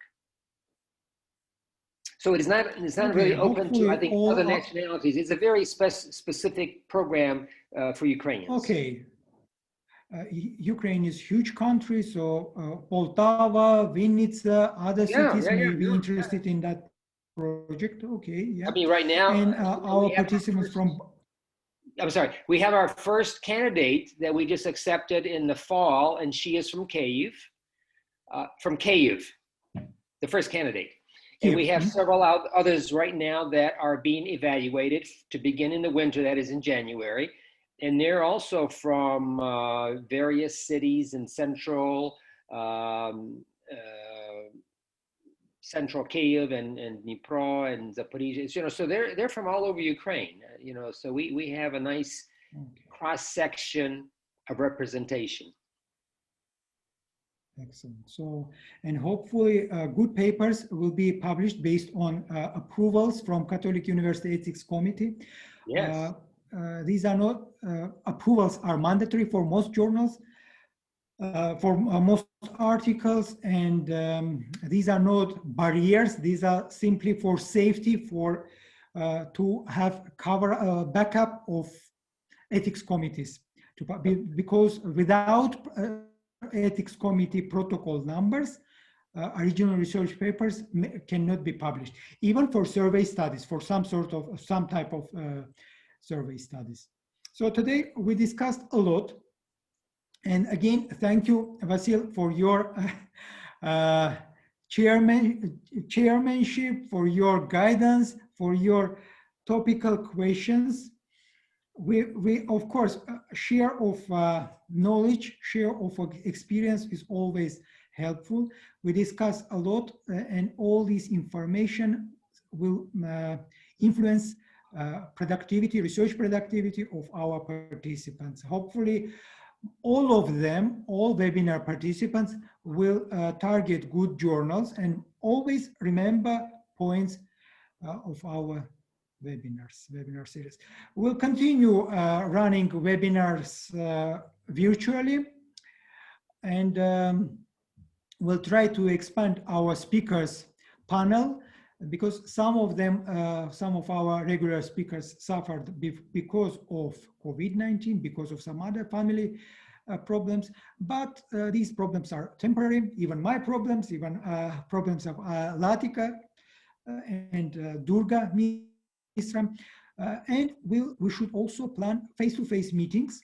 We should also plan to support our webinar participants by cooperation, because today we have few Kazakhstani fellows who are interested in having a short visit to research centers in Ukraine, and I am sure that those who are working on COVID-19 will eventually find good cooperators. So our webinar has several aims, and again, I'd like to express my gratitude to organizers, Western Scientific Center, Danilo Halilski, Lviv National Medical University, departments who are supporting our webinars, Physiology Department headed by Oksana Zayachkivska, Professor Valentina Vladimirovna Chopyak, head of Department of Immunology, you as a representative from Chicago and a representative of bioethics course, and also a visiting professor in a number of Ukrainian universities, including Catholic University. So thank you all our supporters, chairpersons, and participants. Particularly, again, I separately thank today's participants from Bulgaria and Kazakhstan. You are welcome to attend all our courses, future courses, and I am sure Latika, Professor Lanchina, Dr. Zimba, and all our professors, supervisors will try their best to help you, to promote your activities and help with publishing your articles. Thank you for your attention, cooperation, and stay healthy. Try to survive this this challenging period without any negative consequences. Thank you all to our speakers. We are waiting for your new lectures, Dr. Arman. Thank you to all our participants. And we are waiting for your excellent dissertations and new publications. And see you on the next webinar. Have a good evening. Goodbye. Thank you. Goodbye. Goodbye. Bye-bye. Goodbye.